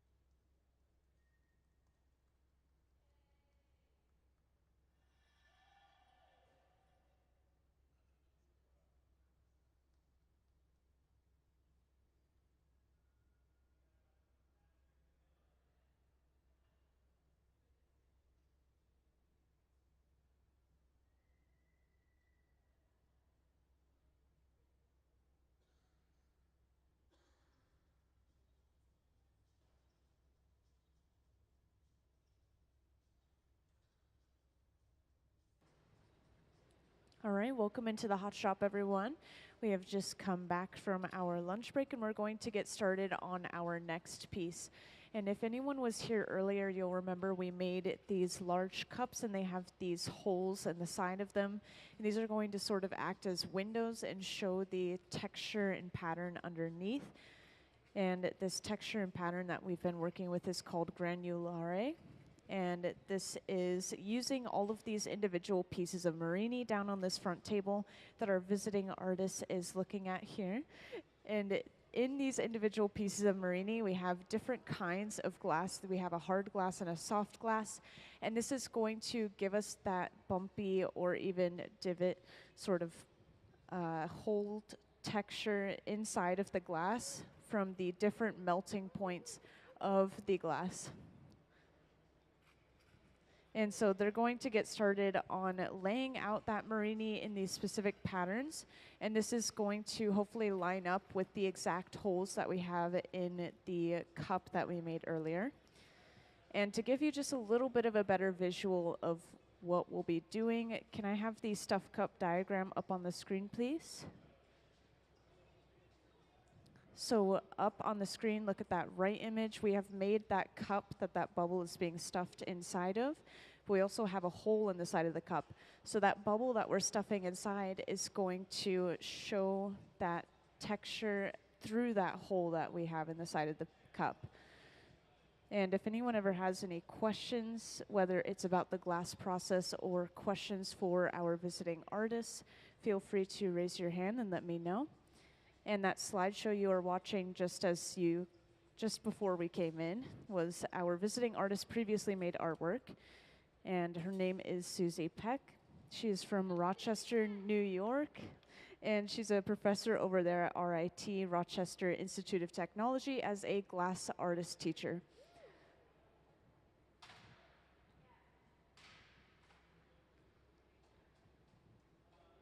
And as they're getting started laying this out, I guess I'll give a little bit of a rundown of the hot shop itself, just in case some of you haven't been in a hot shop before. So everything we do in here starts in our furnaces. These are large tanks with the closed doors. And I believe we've been gathering out of both of them today, the left and the right over here. These hold about 1,000 pounds of clear molten glass at 2,100 degrees Fahrenheit. And when the glass is molten, it has a texture a lot like honey. It's very viscous and sticky, so all we have to do is stick our pipe into the glass, and when we turn, it gathers a ball on the end. And from there, we can simply blow into the end of our hollow pipe, and this expands the glass like a balloon. And these open face furnaces that you see running at the center and the left bench, these are our reheating furnaces running at around 2,300 degrees Fahrenheit. And we have two of them running right now simply so we can work on multiple parts of the same project at the same time. So there's not a significant difference between those individual furnaces.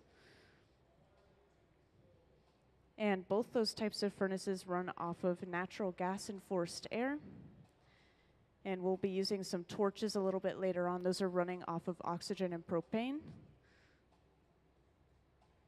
And once again, just let me know if anyone has any questions and I will come right over.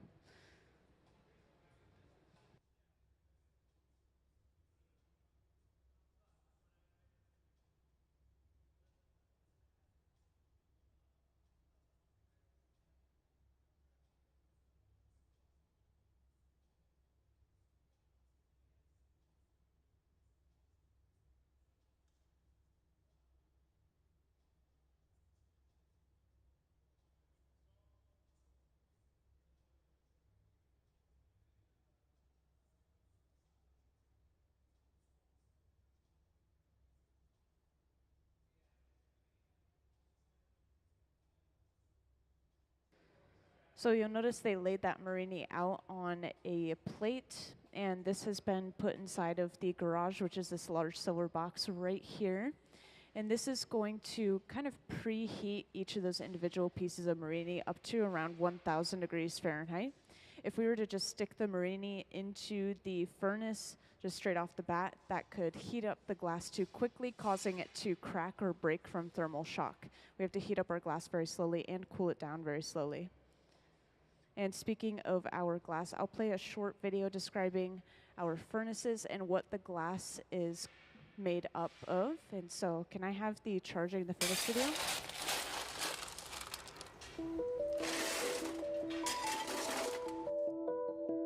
Charging the furnace is what we call filling the furnace up with glass. Glass cullet is washed clean and loaded into tubes for filling. Here at the museum, we don't use recycled bottles. Instead, we melt cullet that has been specifically designed to make blown glass art. The primary ingredient in glass is silica sand, or silicon dioxide. The other two main ingredients are soda, or sodium oxide, which lowers the melting temperature, and lime, or calcium oxide, the stabilizer. Once the cullet is loaded into the 2300 degree furnace, a rake is used to level the glass for even melting. The furnaces at the Museum of Glass hold approximately 1,000 pounds of clear molten glass and run continuously 24 hours a day, 7 days a week.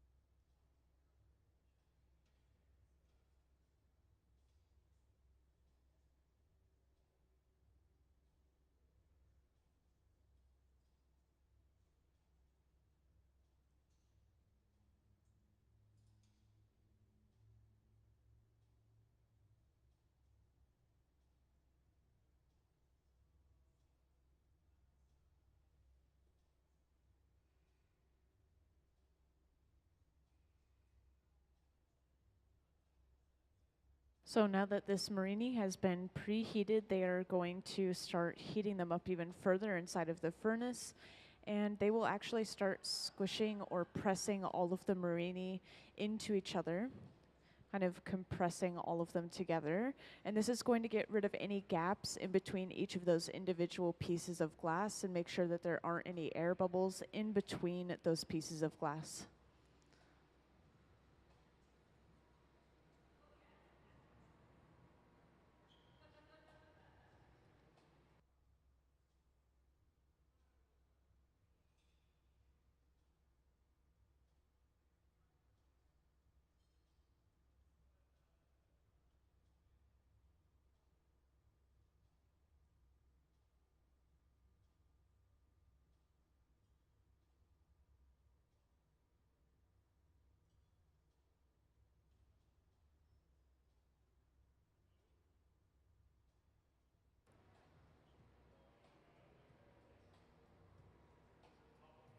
And up on the screen, you can see a good view of that marini. You can see when they started heating it up, a couple of those pieces probably weren't preheated enough, and so they cracked or broke from that thermal shock that I briefly mentioned. But that's okay. We're looking for a sort of natural texture for this piece, so it looks like our artist is just putting them back together.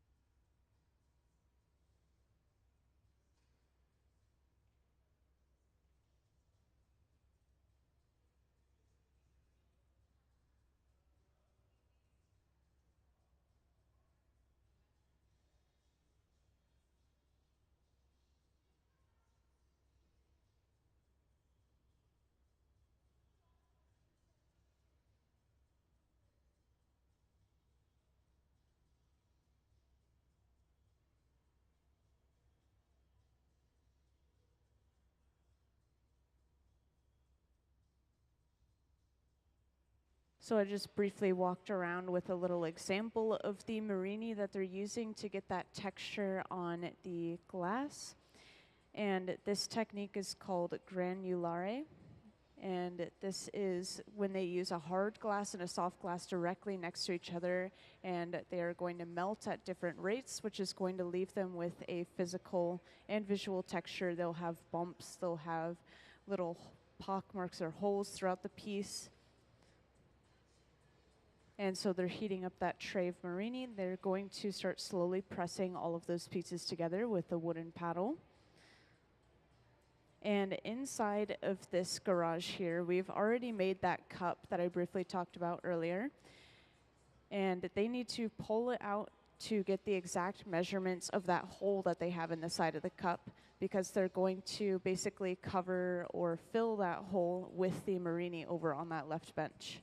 So they have to make sure that it lines up properly.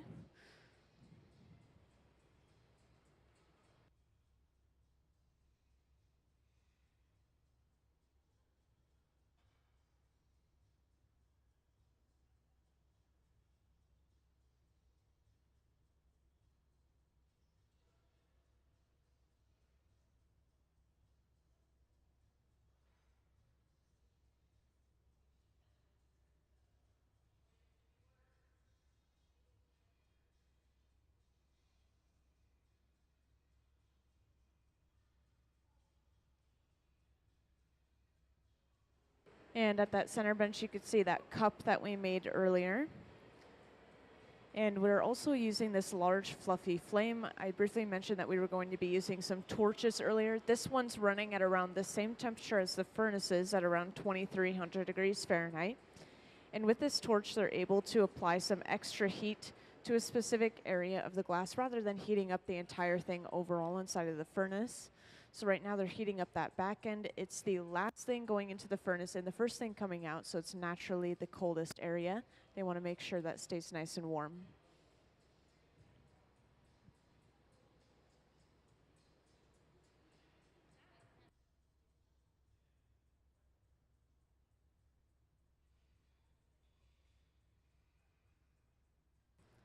And over on that right side of the hot shop, Gabe is just using a pipe cooler. This is a trough of water that splashes water up onto the pipe, and it cools it down almost instantly in that area, and that allows us to handle the pipe a little bit closer to the glass once again.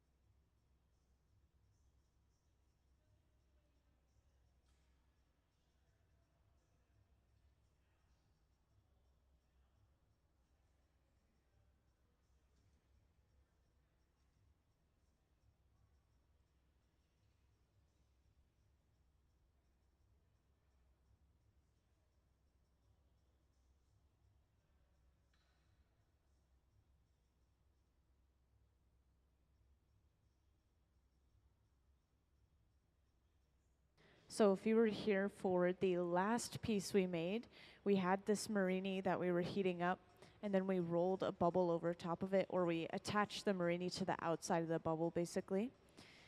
And then we stuffed that bubble on the inside of that cup that you just saw out. And we were trying to line up the Marini with the hole and trying to be all exact. But this time, they're going to take the Marini and they're going to plug the hole from the inside on that cup. And then they will stuff it with a clear bubble to sort of add mass and make sure that we can blow out the piece to its full size.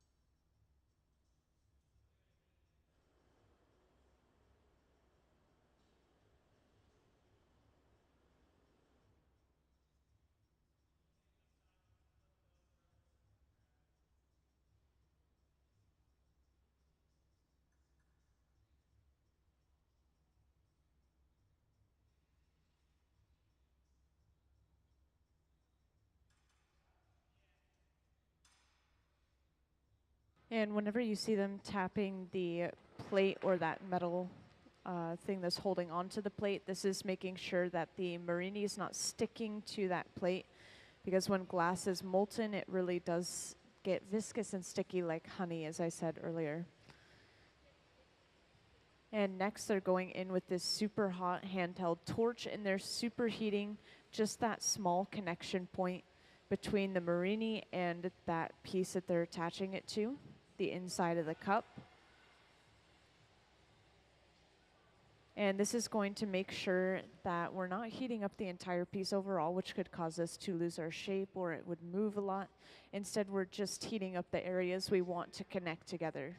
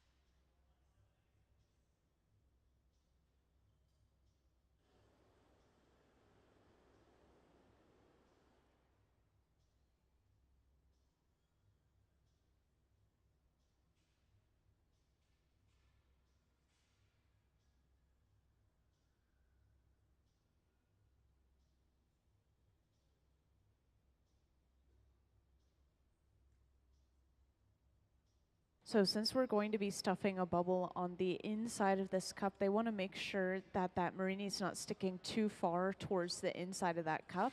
Otherwise, we're going to trap air in between the wall of the cup and the bubble that we're going to be blowing inside of that cup.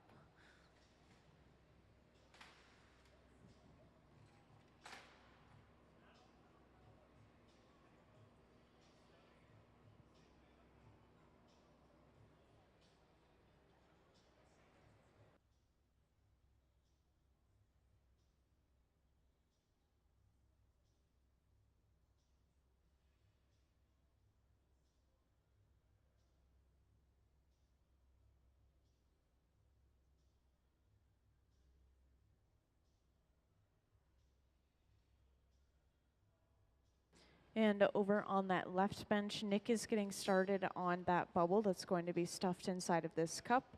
And this is just going to be a clear glass bubble. Since it's going to be on the inside of this cup, we're not really going to see the color on the inside anyways.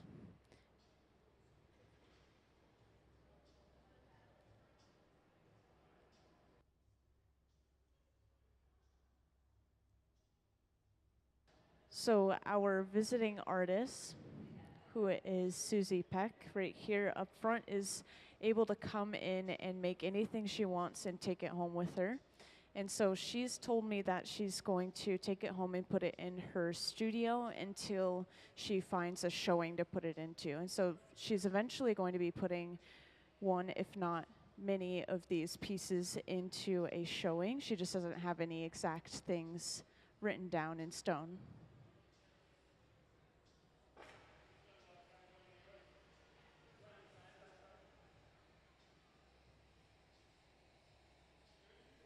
And if I didn't mention already, We do have one visiting artist. Everyone else down on the hot shop floor is our full-time Museum of Glass hot shop team.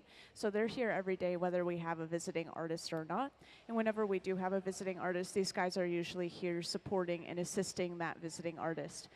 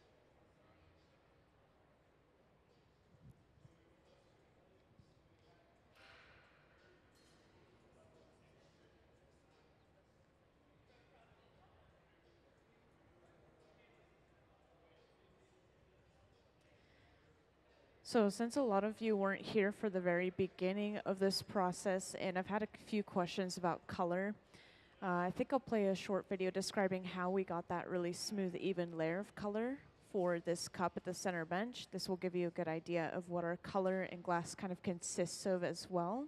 So can I have the color overlay video, please? The color in glass comes from adding various materials to the mixture of raw ingredients called batch. Most of the colorants are compounds containing some kind of metal. For example, adding cobalt to clear glass creates a deep blue. Tin and antimony can be used to create white glass, and gold chloride can produce a rich red or pink colored glass. Colored glass is melted in furnaces, just like clear glass, and then is usually rolled into bars for storage and easy application. In order to apply color bar to a bubble, we first need to preheat the color to approximately 950 or 1000 degrees Fahrenheit in a color oven or garage. Once warm, the color is then picked up on the end of a punty rod using a little bit of clear glass as a support. The color is then heated in the 2300 degree glory hole to soften it and make it malleable, while another artist creates a small bubble of clear glass on a blowpipe. Once warm, the color is dropped over the clear bubble, and then using a variety of hand tools or the steel marver, the color is rolled back over the clear in an even layer. This process is called dropping color, or creating a color overlay. Depending on the project, that bubble is then usually gathered over with clear glass and blown into the final form.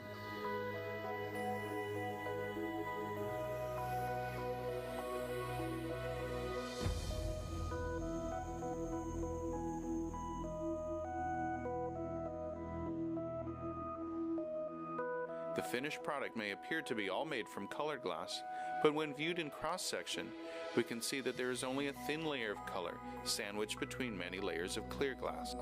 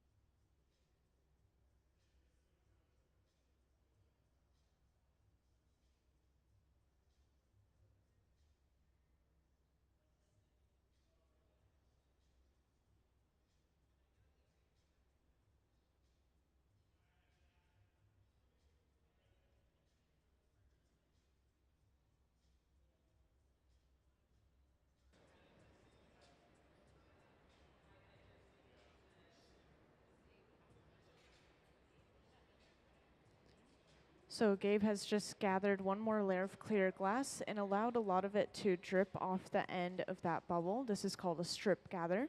This is just giving him a partial layer of that clear glass as well as superheating the surface of the bubble.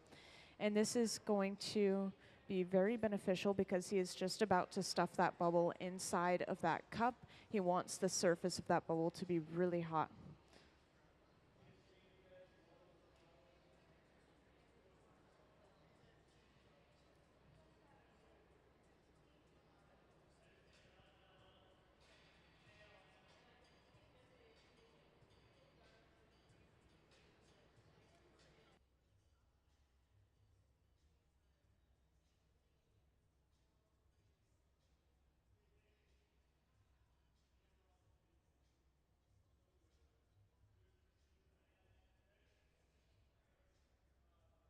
So now they're going to break this cup off at the center bench here.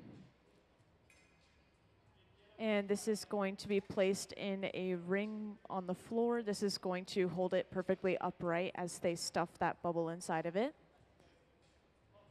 And when they go down, they're making sure not to tag any of the walls as they go in and touch down at the bottom. Then as they slowly push down, this is filling the cup all the way to the top.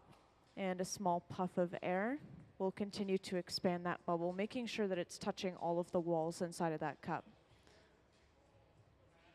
And so now we have our cup on that bubble, and we can just now blow this out into its final shape. And I believe that we're going for a gumdrop shape, but I'm going to double check.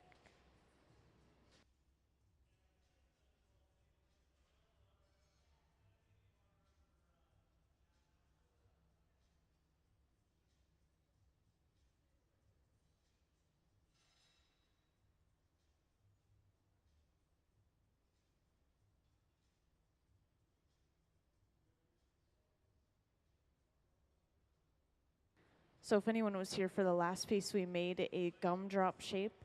And this time we're going to be making pretty much the same shape, but I was told it's going to be a little bit narrower and taller. Still pretty descriptive as a gumdrop shape though. So right here, they're using the torch to heat that glass because the table is sucking all of the heat out of that glass.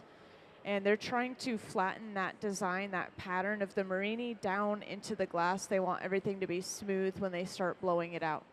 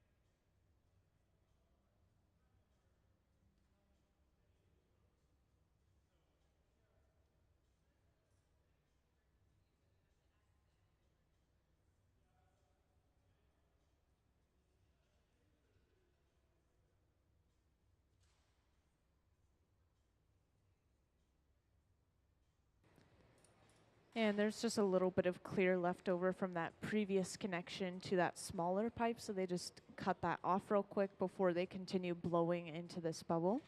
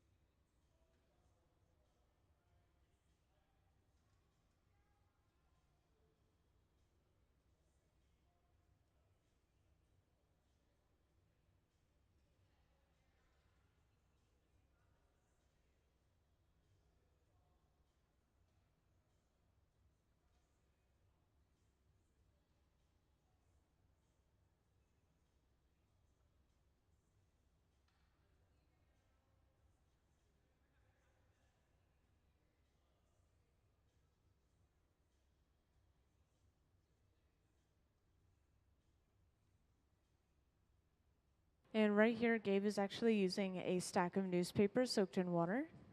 And if that sounds odd, it's actually very common in the hot shop, and we use it to it's like a flexible tool, and it's really close to using our hands on the glass. And this torch here, if I didn't mention already, is running around the same temperature as the furnace. And this is being used to apply some extra heat just near that connection to the pipe because they are about to create a jack line. And this is using a pair of blades called the jacks.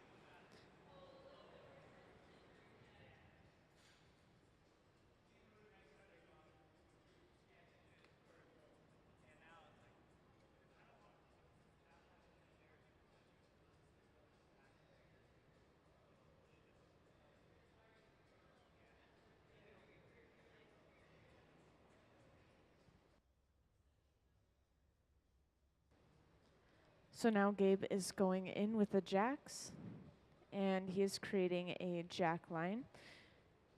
And you'll notice he's creating it just under the clear, so they're getting rid of all of the clear. They just want it to be fully white. And this is where they're going to remove the piece from this pipe later on.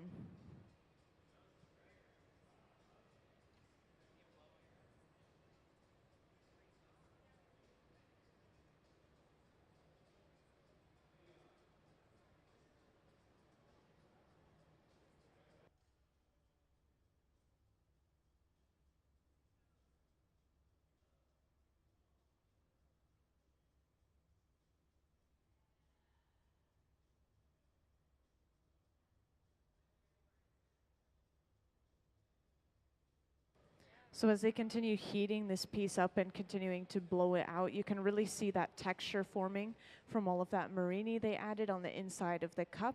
The soft glass is melting a lot faster than that hard glass inside of the marine, leaving behind that texture that you see on the surface. And once again, this is called granulare.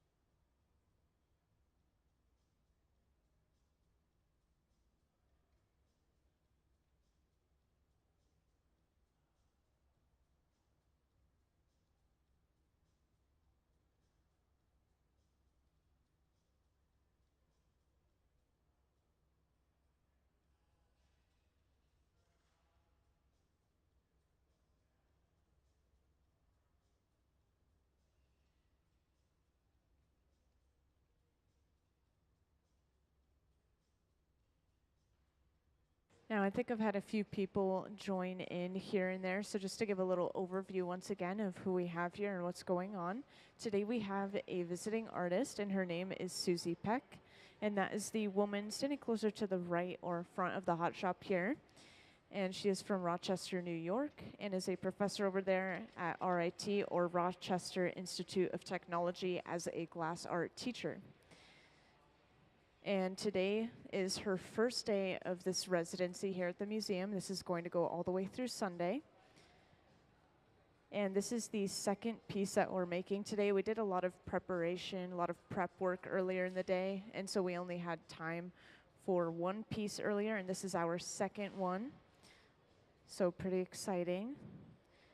And if anyone ever has any questions about the glass process or any questions for the artist herself, feel free to raise your hand and let me know. And for anyone who hasn't seen our visiting artist artwork, can I have that up on the screen, please? So up on the screen, you'll see a slideshow of our visiting artist's previously made artwork. And you'll see a lot of that texture that I've been talking about called granulare throughout these photos. And for anyone who hasn't heard, granulare is using hard and soft glass together, right next to each other, and they have slightly different melting points, and so this is leaving behind a raised or even pocked texture across the glass from the difference in melting points.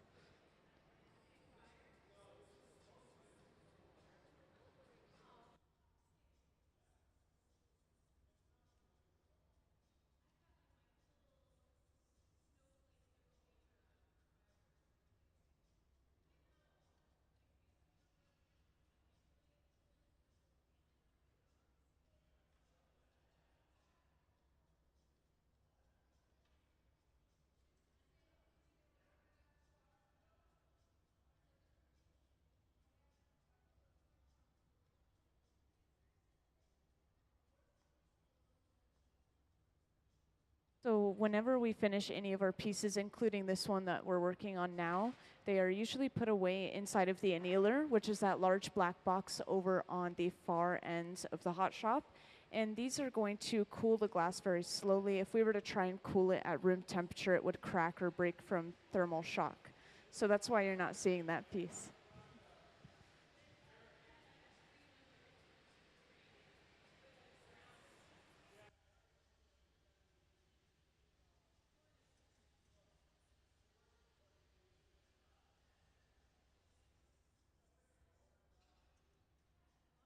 So they've been working on flattening the bottom of this piece. So that far end away from the pipe is going to be the bottom of this piece, which is going to be a gumdrop, as I briefly mentioned earlier.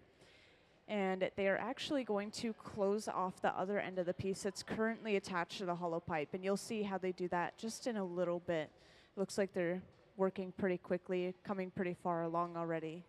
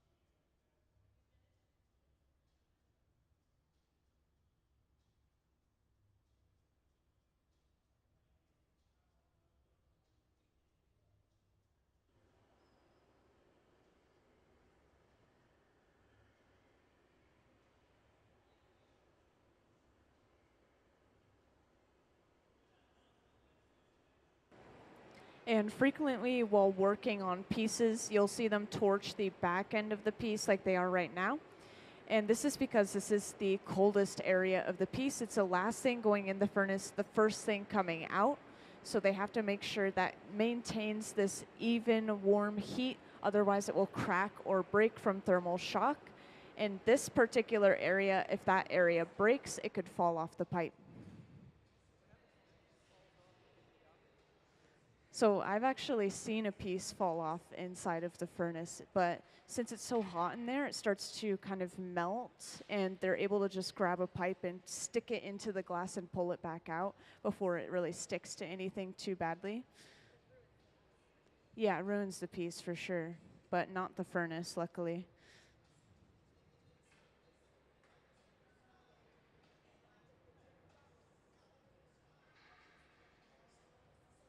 So this is the first step to transferring this piece onto a second pipe. So Gabe is superheating a tungsten bit inside of a drill. And he's going to push this heated drill bit into the center of the bottom of this piece, drilling and melting a hole. And over top of this hole, they're going to attach a second hollow pipe. So this is going to allow them to continue to blow air into the piece after they've already removed it from this current pipe. So this is an important step in the process. And over on that left bench, Ben is preparing that hollow pipe that's going to be attached over top of that hole.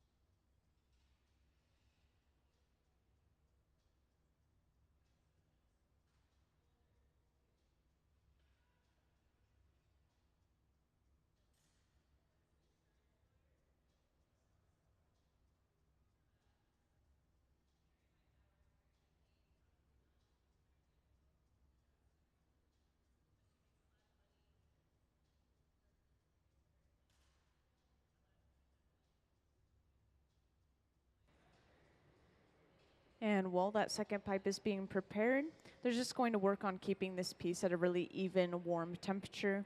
And when they're putting it in the furnace, taking it out over and over again like this is called flashing. So they're flashing the piece to keep it nice and warm, at least 1,000 degrees Fahrenheit.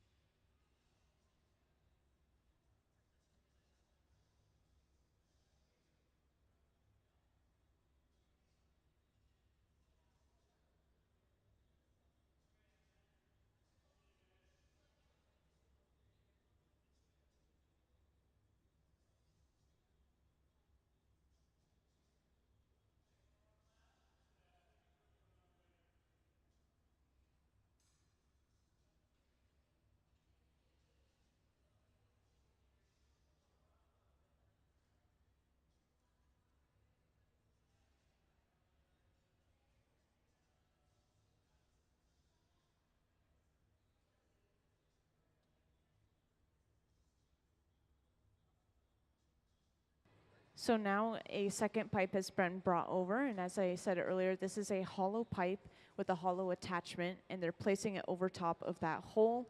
And so this is going to allow them to continue to blow air into the piece after they remove it from its previous pipe.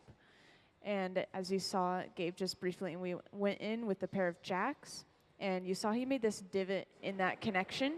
This is going to make that second pipe easier to remove later on as well.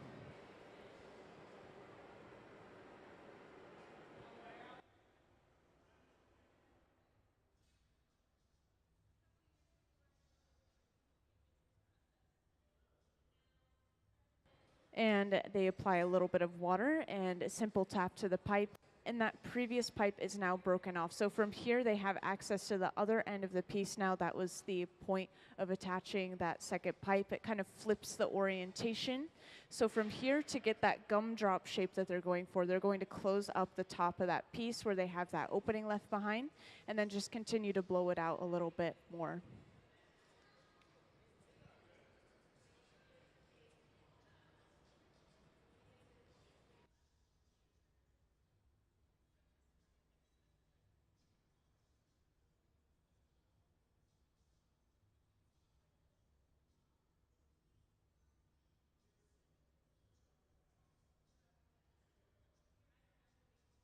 And this right here is just Gabe making sure that the piece is on center with the pipe that they've attached.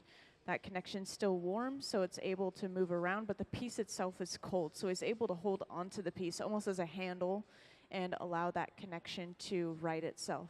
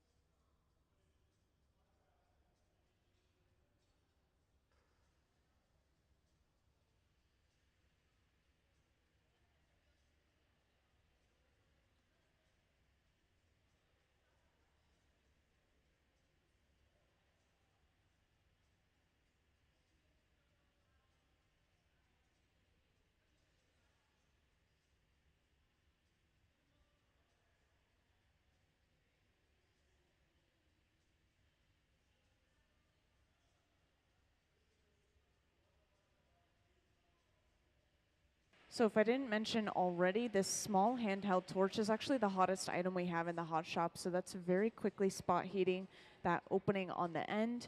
And that torch can get up to around 5,000 degrees Fahrenheit, which is over double the heat of the molten glass. Since they don't want to heat up the entire piece overall, they're able to use that really small focus flame to just heat up the only area that they're going to alter.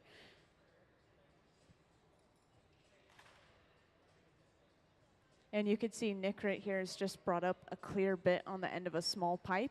And this is going to be attached to the end of the piece and is going to allow them to pull the glass away from the top of the piece and sort of make this perfect cut on the end of the glass. You'll see how they do this in just a moment here.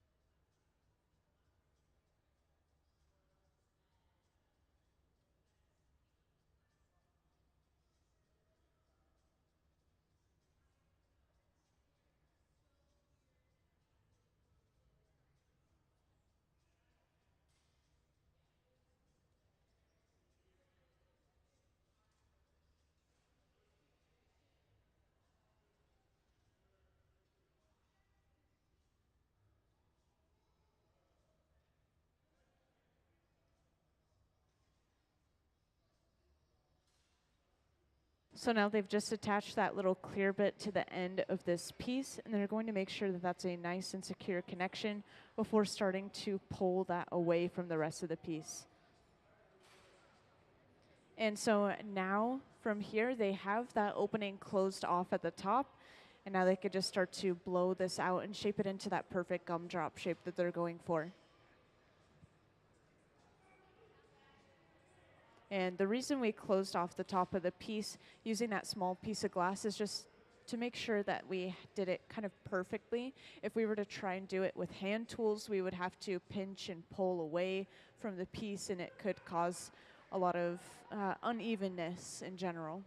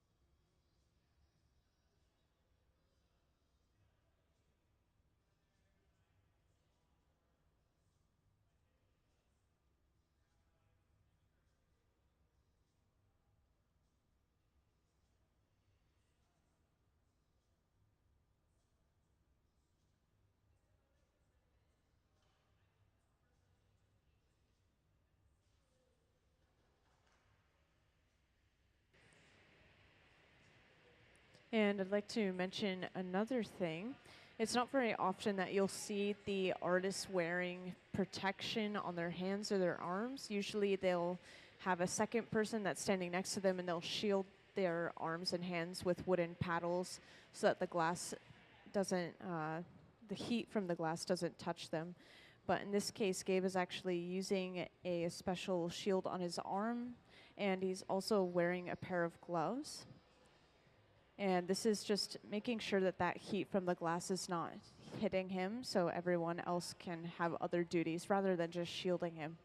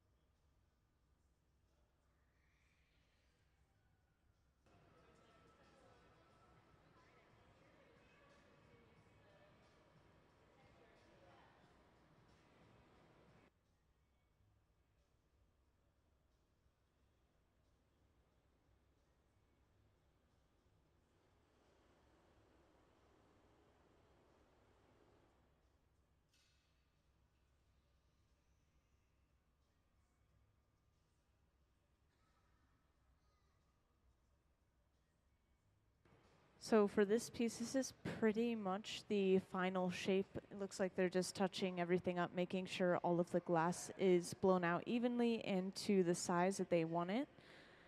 But they have achieved that gumdrop shape that they were going for.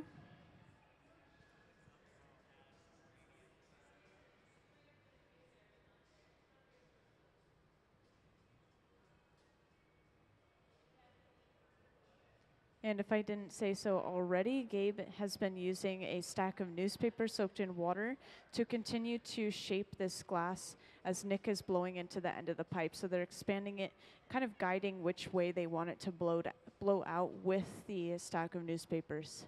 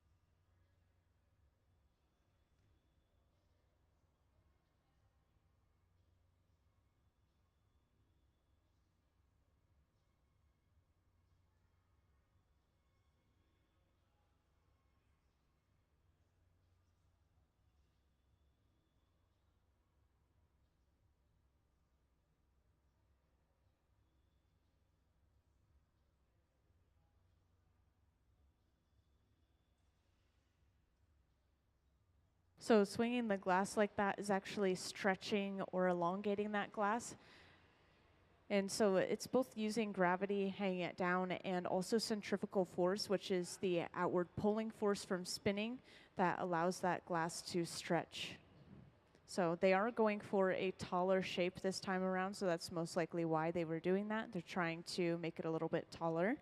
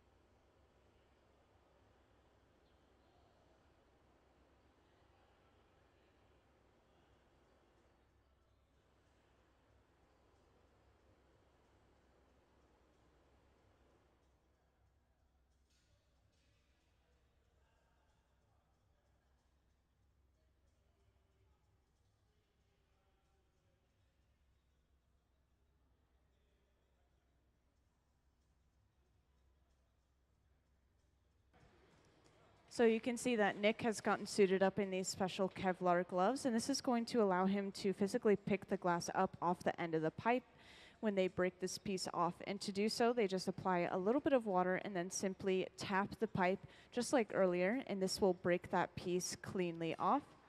And let's give them a round of applause for finishing that piece. And this is going into the annealer, which is that large black box over on that far wall. This is going to slowly cool the piece down from 900 degrees Fahrenheit all the way to room temperature, at least overnight, so it doesn't break due to thermal shock. So we have to heat up and cool down our glass very slowly. So now most likely they're going to be discussing what they're going to be working on next, but they're going to get started pretty soon here. And while they are discussing, I'm going to play a short video about how we get color on the outside of our glass, just for anyone who missed it. So can I have the color overlay video, please?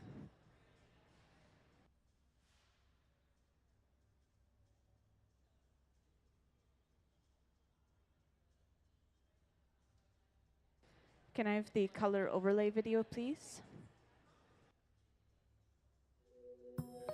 The color in glass comes from adding various materials to the mixture of raw ingredients called batch. Most of the colorants are compounds containing some kind of metal. For example, adding cobalt to clear glass creates a deep blue. Tin and antimony can be used to create white glass, and gold chloride can produce a rich red or pink colored glass.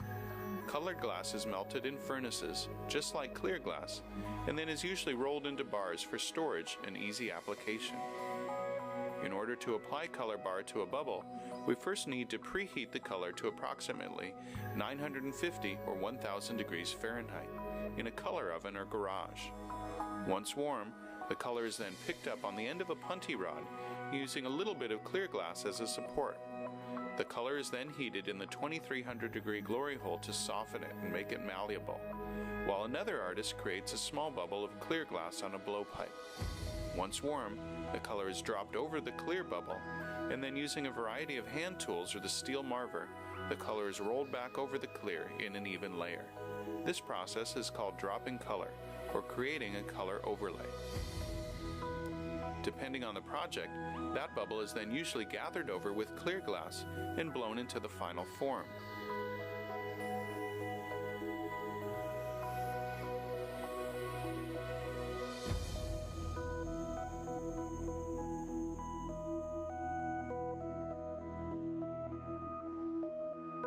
The finished product may appear to be all made from colored glass, but when viewed in cross-section, we can see that there is only a thin layer of color sandwiched between many layers of clear glass.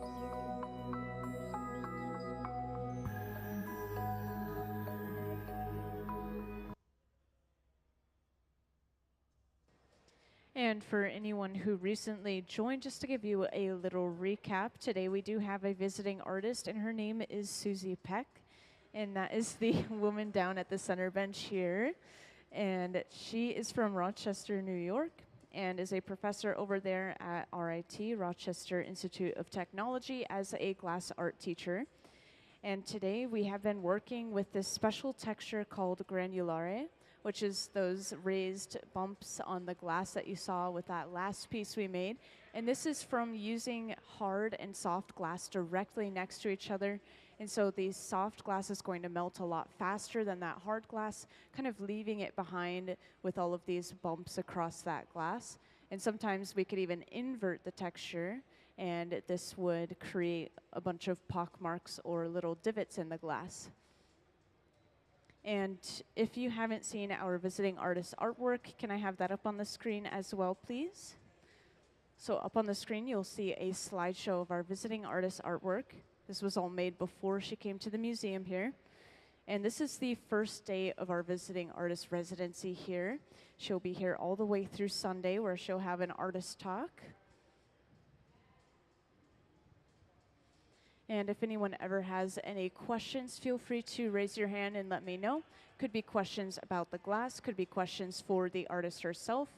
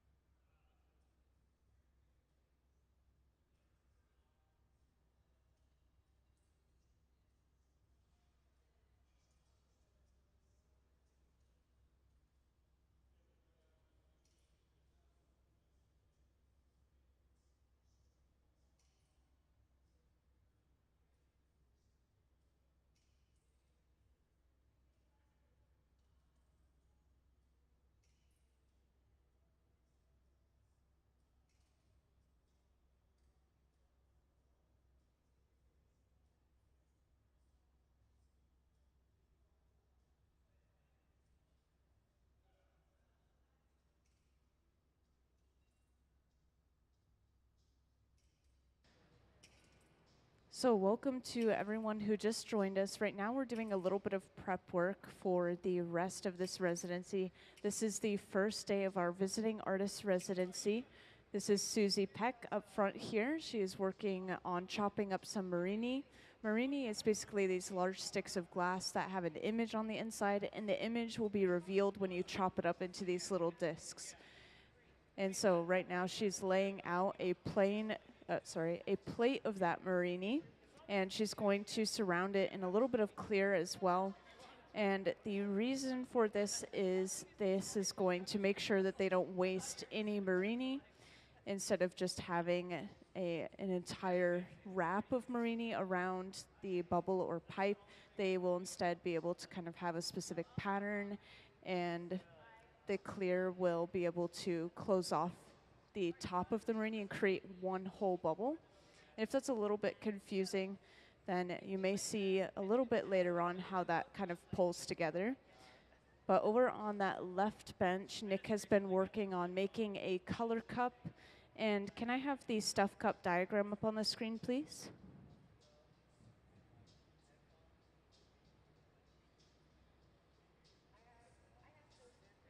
So up on the screen, you could see a diagram of a stuffed cup. And so we're just going to be making that cup that you see in the right image. And later on in the residency, maybe tomorrow, maybe a couple days down the line, we'll be able to heat it up again and place it in a ring. And then we'll be able to stuff a second bubble inside of that cup. And so this is just a little bit of prep work for later on in the residency.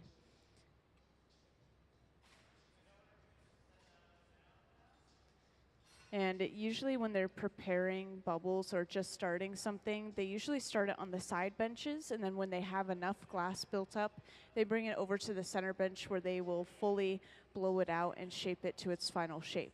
So they've just brought that bubble over to the center bench, and they're going to turn it into that cup.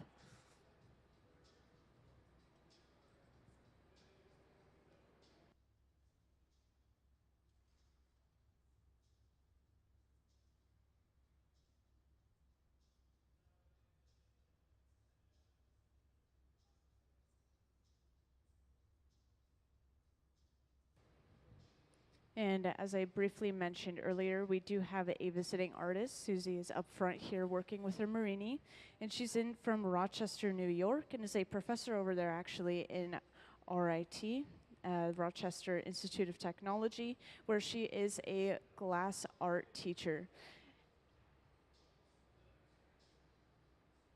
And something interesting about all this marini that she's working with is it has hard glass and soft glass inside of that marini. So when we use this marini, this is going to allow that soft glass to melt faster than the hard glass, which is going to leave behind a texture almost like raised bumps across the surface of the glass. And in some cases, if we invert it, for example, we would get these sort of scoops out of the glass or little divots, shallow bumps. Maybe miniature craters. And if you'd like to come closer and take a look at some of the examples of the marini that we have down here, you are welcome to.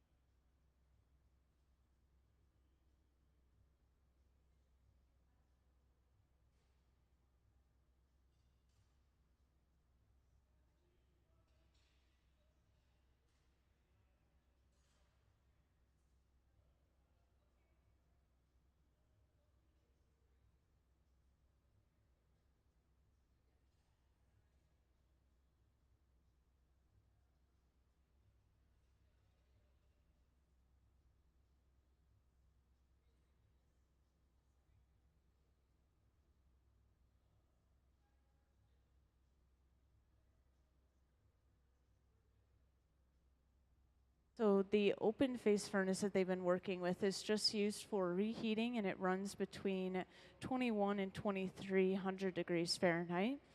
And we adjust that temperature depending on how quickly we need to heat up the glass, or if we have like something really small and fragile, it needs to be a lower temperature so it doesn't melt so quickly and we don't lose the shape we have. And the molten glass itself is sitting in these large tanks with the closed doors, and that's staying at a very steady 2100 degrees Fahrenheit.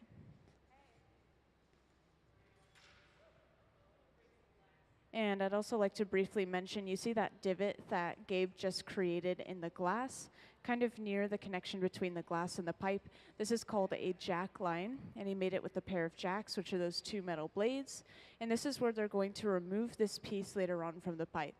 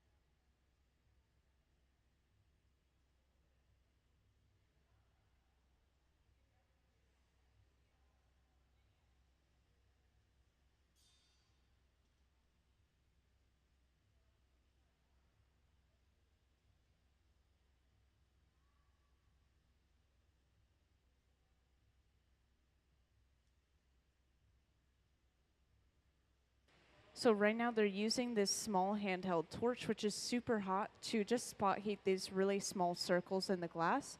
And then they are going to blow into the end of the pipe, and that's just going to create this bump on the surface of the glass. And this is thinning out just that small area. And they're going to later on be able to open up that small section of glass into a hole or a window. So when we stuff that bubble into this cup, as you remember from the diagram a little bit earlier, we'll be able to see what we have on the inside of this cup. So whatever is on the outside of that bubble that we stuff inside of it. And to open it up, Gabe just gently went in with a pair of tweezers and started with the closed setting on the tweezers and then just slowly opened them. And we did this with a couple of the pieces we made earlier today. We made a couple of windows, and then we had this special textured glass that was kind of peeking out from the inside.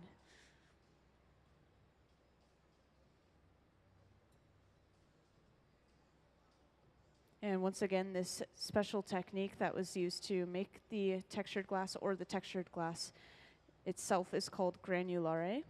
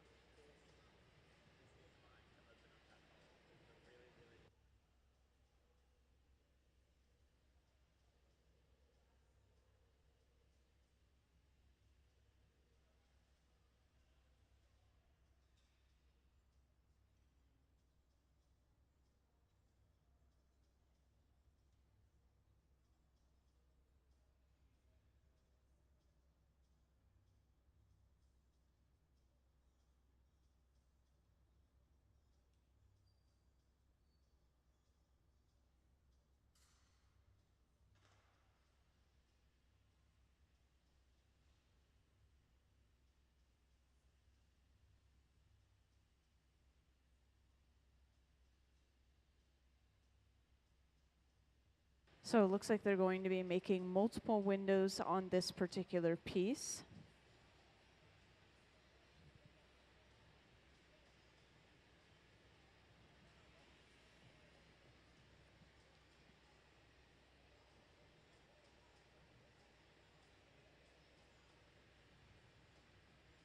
And I think a lot of you missed the color application process, right? Where we got the color in the glass in the first place. So I believe I'll play a video just so you guys could get caught up and kind of understand how we got that color in the first place and what some colors are even made up from. So can I have the color overlay video, please?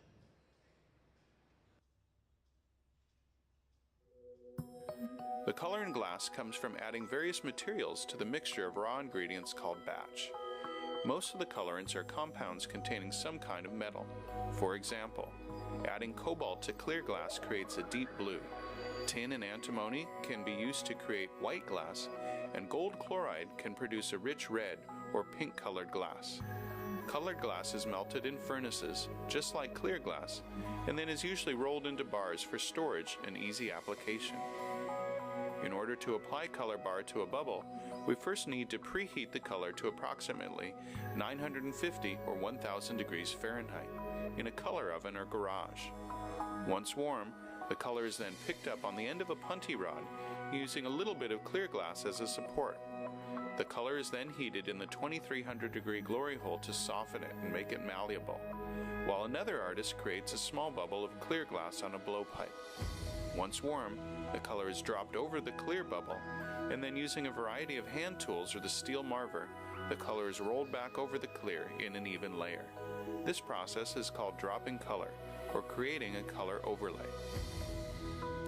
Depending on the project, that bubble is then usually gathered over with clear glass and blown into the final form.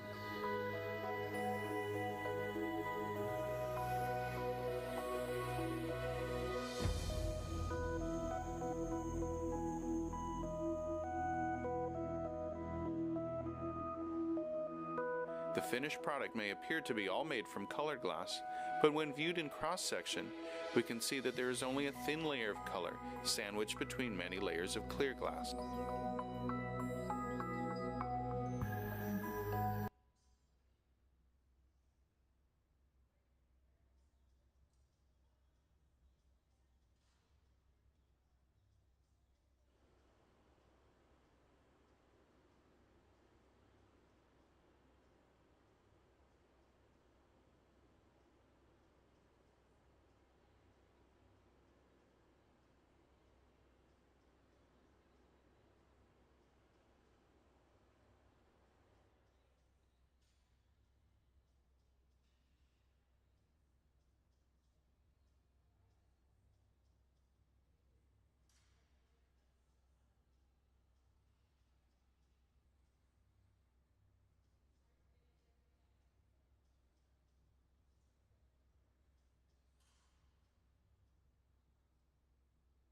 So now a second pipe has been brought over, and this is attached to the center of the bottom of this piece, or the center of the bottom of this cup, you could say. And this is going to allow them to break the piece off from its original pipe and basically flip the orientation. So they're going to then have access to the other side of the piece that's currently attached to the pipe. And the second pipe that they attach to a piece, whether it's a simple solid connection like this or something a little bit more complicated, is always called the punty. And to fully break this off, all they have to do is apply a little bit of water to that connection point and then a simple tap to the pipe, and that piece is cleanly broken off.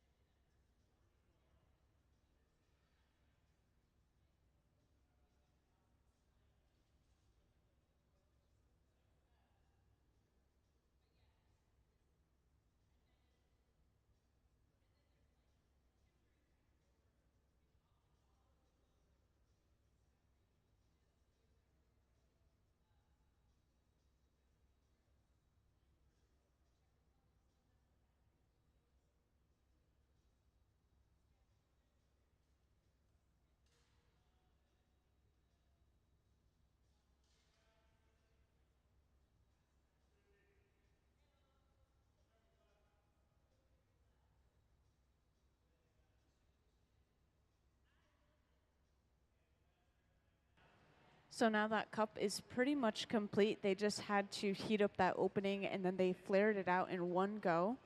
And now from here, they will most likely just set it aside, and this will be used later on during the residency. Our visiting artist is going to be here through Sunday.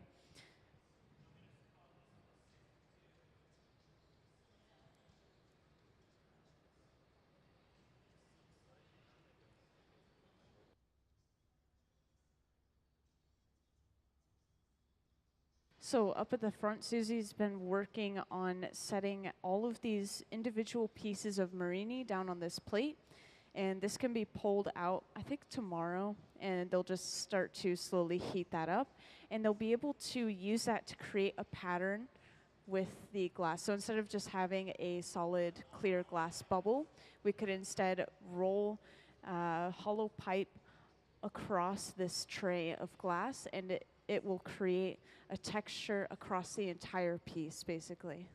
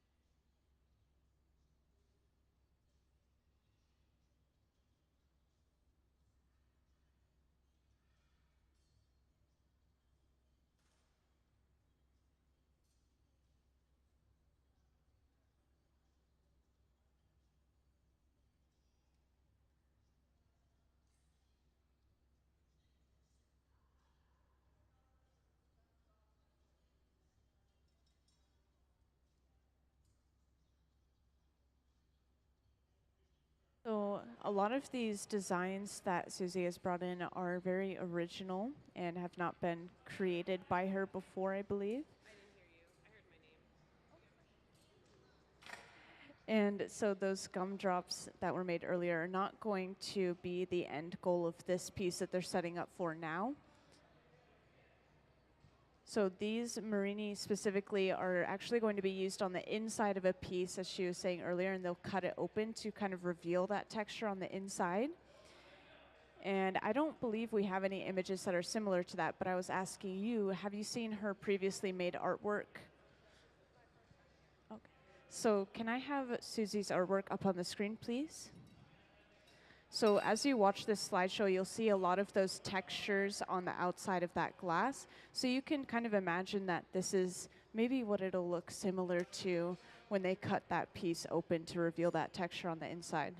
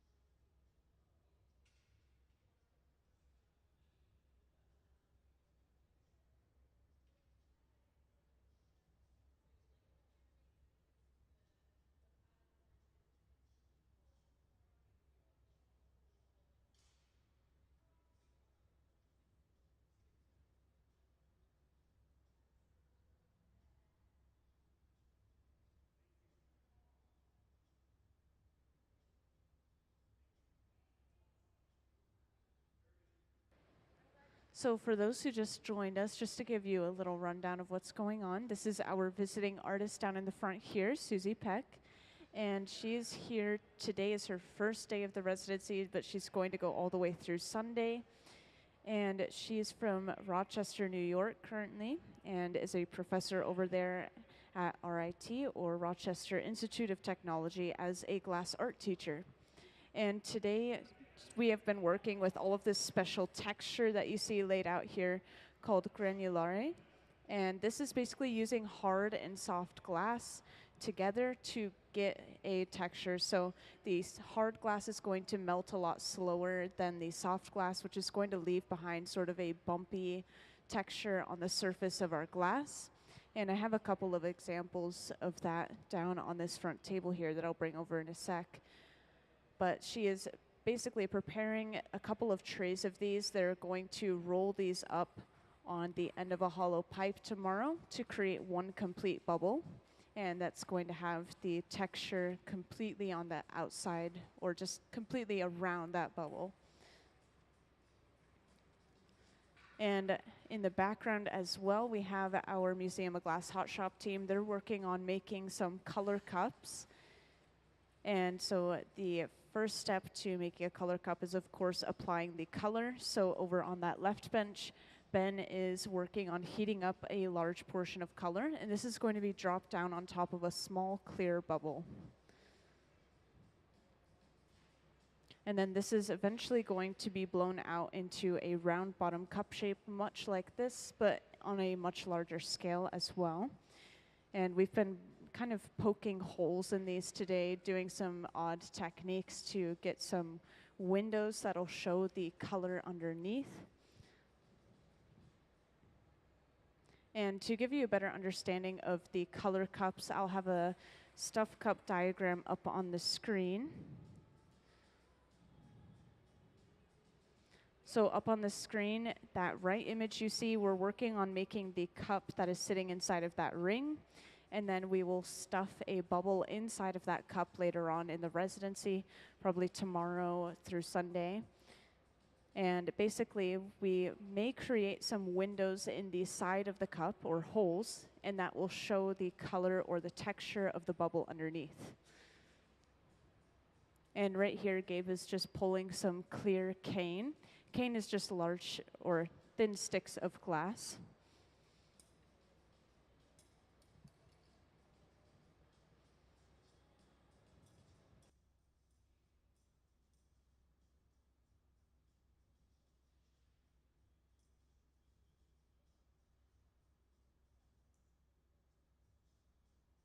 And over on that left bench or up on the screen, you could see they just dropped that color on top of the small clear bubble.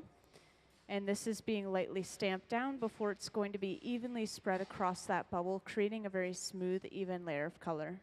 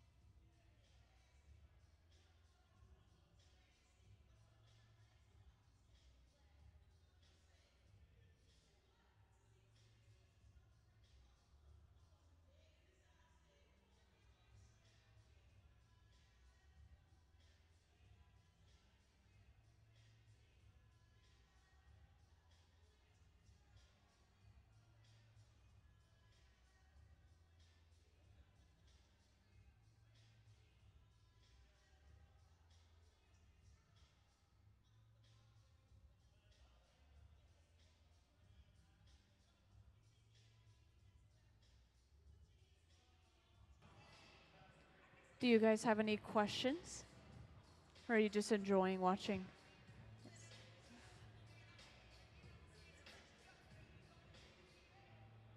Yeah, so right now it's just a little bit slow. We're just doing a lot of prep work for the rest of the residency. And I briefly mentioned earlier, but they're just making some color cups over on the left and center bench here. They started over on the left and move it to the center. And then right here, our visiting artist herself is setting up these plates of Marini. And these have a special hard and soft texture. So when it melts down, we get all these raised bumps left over.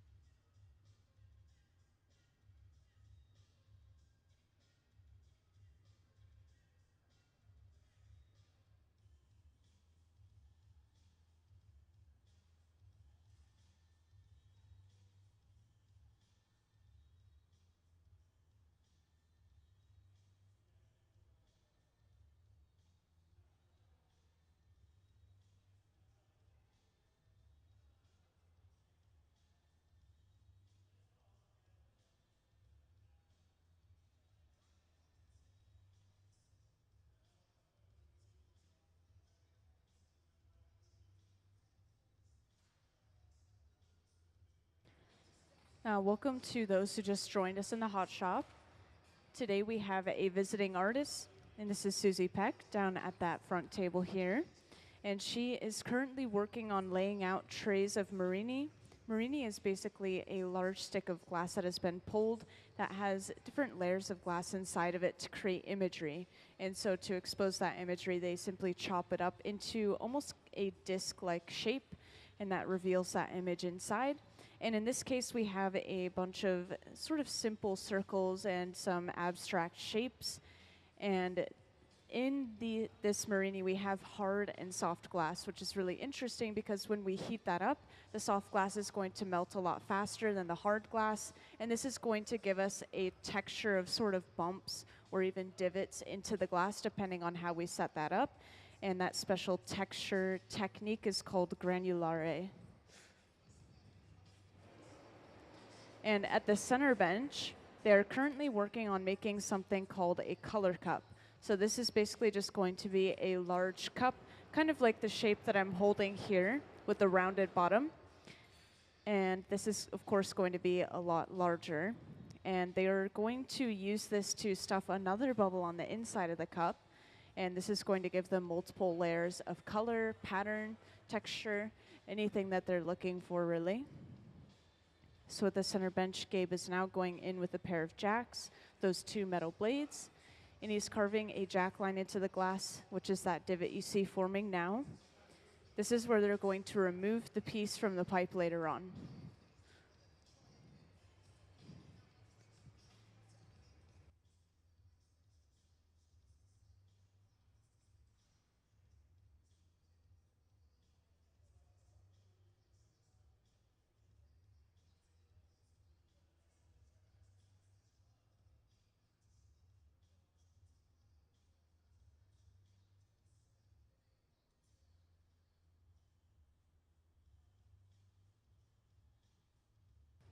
And next, Gabe is going in with a stack of newspapers soaked in water.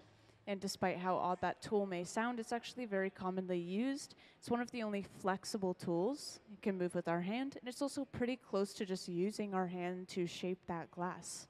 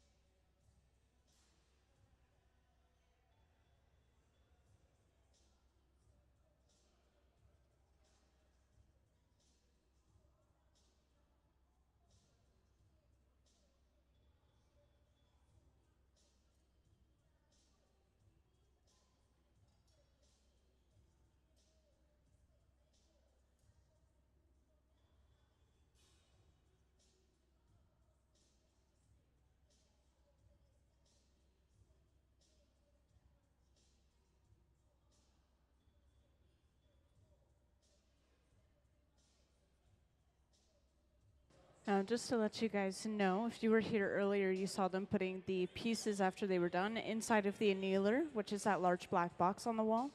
But this time, they put the piece inside of this box on the floor over here. And this is actually a top-load annealer.